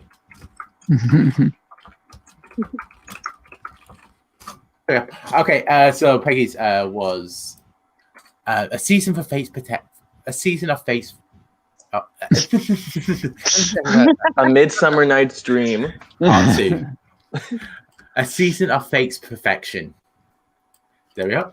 Directed by Richard Linklater, with Michael B. Jordan and Emma Stone in the lead. Glenn Powell as the best friend, and Diane Keaton as the antagonist. Antagonist. I'm happy with how mine turned out. Yeah, me too. Me too. No one stole All right. picks for me. That's the only important thing here. That and I have the best movie ever made. No one question it. Sure. Right. So just quickly in the chat, Thomas Scully, Jacoby wins easily with Peggy as a close second. Where am I? Am I last? If I'm last, Probably. if I'm last, I've done this correctly. Adelaide, I'm here. Don't worry. Come on, yes. Aaron, you better vote for me. I need one vote this time. I haven't gotten any votes yet. I got you. All right. So with the pictures and everything that everyone said, which is the movie that you would most want to see? That isn't your own. I've forgotten what everyone pitched already. Probably I would like the Richard Linklater one. I think that sounds pretty interesting. The director totally cinches that for me. I think by itself, just like Emma Stone, Michael B. Jordan's like it's like, oh, okay, sports fans, that's cool. But because it's Richard Linklater doing it, I'm interested. Just because of I'm a nerd, I would pick Jacoby's. Yeah. Yeah, I'm trying to think. Which one would I pick? I'm thinking I'm gonna go with Aaron just because I'm a big comedy fan, and that there's gonna be a laugh every 30 seconds in that one. So. Yeah, if I can't pick my own, which I love doing in all polls, is my own answer. I would definitely go with Peggy. Kevin is my second. Adelaide would be my third. Yeah. Sophie would be my fourth, and then Tony, yours would probably be my last. But it's close. I'd probably swap between you and Jacoby, honestly, back and forth. For back and forth for last place. Jacoby's really towards the bottom, mostly, is the crux of my argument here. Everybody else did great. You're okay. I think Jacoby has the best one here.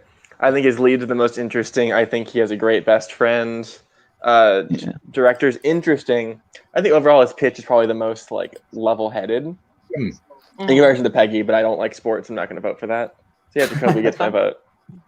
So no, and I love the way that Jacoby had little synopsises and breakdowns for every single character. I love. Yeah, I spent way too much time on that. That helps though. With you when you're thinking about it. Yeah. But does anybody else have one of the supporting actors of the Hunger Games? No. The one that no one remembers. David, I'm pretty sure played a I'm tree. just glad nobody brought up Jennifer Lawrence. Thank you. I wouldn't mind having Liam Hemsworth in it, but that's just me. The one I had the most difficult time with was the best friend role because it can go any which way. Same here. Seth Rogen, Ezra Miller, Emily Blunt, Haley Steinfeld, Jason Bateman. I did any which way. I almost got Ezra Miller as well. I played with Helena Bonham Carter, Margot Robbie, Emma Thompson, Glenn Close, Christoph Waltz, Sophie Turner, Chance the Rapper. Sure. Skylar Gisondo. I like him. I almost took out Robert Pattinson. I almost swapped Amanda Stenberg for Ruby Rose at the last minute just so I could get the John Wick connection, but I didn't think that'd work because she did play mute. If I didn't get Armie Hammer, I would have chosen Joseph Gordon-Levitt as the superhero because I think he would have been. It'd be fun to see him in a superhero role again. But he's also much older than I thought he was. Just put it in the chat. I'm a remark on that. Hey, I had Billy Lord on my list. She just didn't fit in with the age in mine. She's 27, so. I'll make you a promise. If Peggy does this again next year with the same prompt, I will pitch a musical, and Billy Lord will be one of my lead characters. Billy Lord, promise. Awesome. Plus, I was afraid people would call me out on the Star Wars love if I went Adam Driver, Billy Lord. So. Well, she's barely in it. True. Well, she's in some of them. And Garth McMurray. Jacoby's movie is great. Just needs some dinosaurs. Yep. Soon. So, I almost did it. Almost went with a dinosaur theme. So I'm just going to quickly read out someone's that did a private message of this in one of our groups. This is Tom Scully. So screw you, Scully. This is a good pitch. So I'm not going to read out his full pitch. His plot is actually decent, but I'm not going to read out because it takes too long. But his director will be John M. Chu, lead actor Tom Holland, lead actress Florence Pugh, best friend Billy Lord, and antagonist Sam Rockwell. He would have crushed all of us if he was in here. Rockwell's a good pick. Not a white. You already had to kill a button to vote for that. Sam Rockwell can really do no wrong. All right, and then let's quickly just pull this up one more time. So last thing. So if you could steal anyone's character to throw in your movie, which person would you choose? I replace? I need Janelle Monáe. I would gladly swap her for Sam Smith. You can either replace or just take out Add her. Adam. Adam Driver. I think I gotta take Olivia Colman. Maybe swap her for Diane Keaton. I could do that. I would definitely take Michael B. Jordan in place of Chalamet. That'd be interesting. I would add Glenn Powell to my movie. I don't know where, but I just want Glenn Powell in my movie. As like the love interest to the best friend. You know how the best friend usually has a love interest of some sort? Mm-hmm. So Janelle Monáe and Glenn Powell matchup. Glenn Powell is like the lovable ex-boyfriend where it's like, how dare you date her? But also like, you're cool, dude. Let's get drinks. Let's talk about stuff. Exactly. I think I would choose Asia Kate Dillon. Someone recognized my list. No, of course not. I would choose Larry David. I would choose Larry David. If we're getting into the movie, I'm picking O'Shea Jackson Jr. because he was great as the best friend in Long Shot. I think he'd fall in well. Sure. Oh, yes. You guys need to acknowledge that I have created the future of cinema. What's his name? It's Howard something. The radio dude. Howard Stern. Thank you. I have created the Howard Stern of film that's not named Private Parts, where you either watch it because you love it or you watch it because you hate it. No matter what, you're watching my movie. It's more like a Michael Moore documentary, but exactly. I have created Michael Moore narrative feature. Fight me. I would take Bo Burnham as if he could play like the Quizmaster in mine. Ooh. Yeah, that'd be fun. He'd be great as like a sassy question reader. It's like that's what I'm saying. Titanic, aka like he's leading a pub quiz. I could totally see him in that role. Yeah. All right. So I'll just quickly read this because he's shouting at me to do it. This is Scully's pitch for his plot movie. Two people meet on the first day of college and they fall in love instantly, but Burnham's character has to drop out due to a sick family member. Flash forward 4 years, Holland is graduated and lands a job at a marketing firm where Pugh's characters work. Their boss is Sam Rockwell, a drunk divorcee with no longer believes in love and constantly throws a wrench in Holland's plan to rekindle his relationship with Pugh. Nice. Okay. We didn't. I'd see it. You get my money. It doesn't have enough space case. I'd see it, but yeah. Not enough space case. All right. So that should wrap us up, right? Yeah, I think that's everything. So just should we quickly go around the board? See, everyone have to like do their plugs and all that jazz. Yeah, sure. So Adelaide, do you want to start plugging yourself? Sure. I'm taking a break from most of my shows, but always check out the Call to Action channel, even though they're sort of rivals with Tony's stuff. Check me out in Multiplex, where I am now in the Warzone team tournament, and I'm going to be gunning for those titles, assuming I can beat a certain former championship team. Yikes. You'll also find on Twitter at TEMEKU Film Nerd. Is that TEMEKU Film Nerd? Oh, actually, one more plug. I have a movie trivia podcast with my university. It is called Movie Trivia of the Pacific. Find it on iTunes. You can find me looking semi-kawaii on there. Hello. Good job. All right, and Kevin? You know where to find me. I'm on Facebook, Kevin Poss. And our team, Peggy and my team, is also in the tournament. That's what she said. We had to have a tough match coming up next Monday, but hopefully we'll be able to take them down, head on to the next round. That's what it's all about. Yeah, just check us out there. Okay, and Chewbacca Aaron? You can find me on Endor or wherever Chewbacca is from. Star Wars. Kashyyyk. Kashyyyk, but you can find me in Hashish. Sure.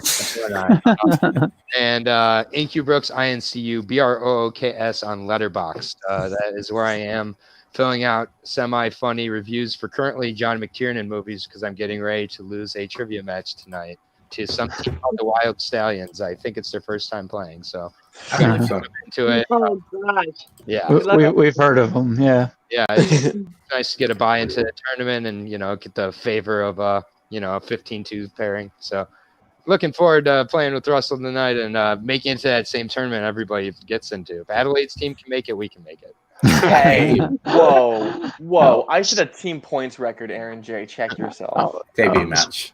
Doesn't matter. It's still there. I don't know why I took a shot at you, Adelaide, but being, cool, I'm going for one vote or more, guys. So, here's the important thing: your vote. If I lose my match tomorrow and they lose their match, whenever that is, I can face That's What She Said in a 1-on-1 match, which I am not opposed to. Bring it. Well, I'm not in That's What She Said, but that's why I pointed to Kev over here. I was gonna say, if we lose, we'll be 0-2 as a team. Just to be clear, we got to. So, 0-2 being so terrible. Jacoby. I run Nerd Blaze, which is a YouTube channel where we do a lot of anime reviews. I do it with a friend. Yeah, haven't said that before, but I do that. So I know how much this community loves anime. So currently we're doing seasonal reviews of Chihaya Furu, which is the greatest sports anime ever. Check out that channel, Nerd Blaze. It's great. Yeah. Is anything spelled incorrectly in there, or is it all spelled the way it's supposed to be? It's all spelled the way it's supposed to be. Cool. I'm already subscribed, but I'm going to make sure. Sweet. Subscribe. I'm at 150 subscribers. I want 151. I got to take a phone call, but thank you so much, Peggy. This was so much fun for inviting me onto this. Happy birthday. All you guys' movies are great. Love you guys. Okay. Yeah, thank you again. Have a great 21st birthday. I can't fucking stand that guy. So I went to I know. All right. Peggy, anything you need to? No. Kev said we got a match coming up next week. Well, I don't know when it airs, but we got it coming up soon. But then catch me every Wednesday right here on Fantasy Film Fights, where next week we get to draft a team to survive the zombie apocalypse. I'm excited about that one. I'm really not a fan of this one now because of the coronavirus. It feels like a tempting fate here. This might be predictions. Yeah, so just quickly, for people that if you join the feature presentation group, you can apply to be on shows. So it's Build the Zombie Apocalypse team next week. Best movies to name of title the week after. Then following that, we have got films under 25% Rotten Tomatoes and so on and so forth. Please go sign up and do all that jazz. Feature presentation Trivia League every Sunday. We've got a teams match coming up. Then next week is the Enchantment of the Sea movie trivia match. It's for no price. Yeah, I think you got it. I think I got that. I think you got it right. It's a free for all, just by a different name. I think we don't have the rights to the free fall. Yeah, I'm not allowed to say that one. I think all but Spence is playing in this call so far. Jacoby's pissed off, so yeah. All but you are playing, Spence. Just go back to ignoring me. Just keep going, ignoring me. It's fine. I'm looking at funny memes on Twitter about how my school got canceled for coronavirus. Nice. Okay. Friday, we are doing NBA Live. We've got the Ultimate 6-Day Movie Tournament. The bracket is up already, so if you want to go have a look at that, predict what's going to go far and whatnot, that should be. We got to double check times because I don't want to host a show at 7 p.m. in the evening because I have a social life. That was a good one. I know, it's hilarious. And then Schmo Center after all the shows. So Schmo Down shows will be after post match. And yeah, that's everything we have to say apart from happy birthday! Thank you. Yeah. I gotta go call my mom because she tried to call me during the show, and then I gotta go out and do some drinks with my friends. So yeah, thank you guys. Go get drunk. Have a great. I don't drink. All right. Thank you everyone for watching. Peggy, do you want to sign us out? Yes, I will. For myself and Tony, Adelaide, Kevin, and Aaron. Bye, guys. See you next week. Bye-bye. Oh, Jesus, no.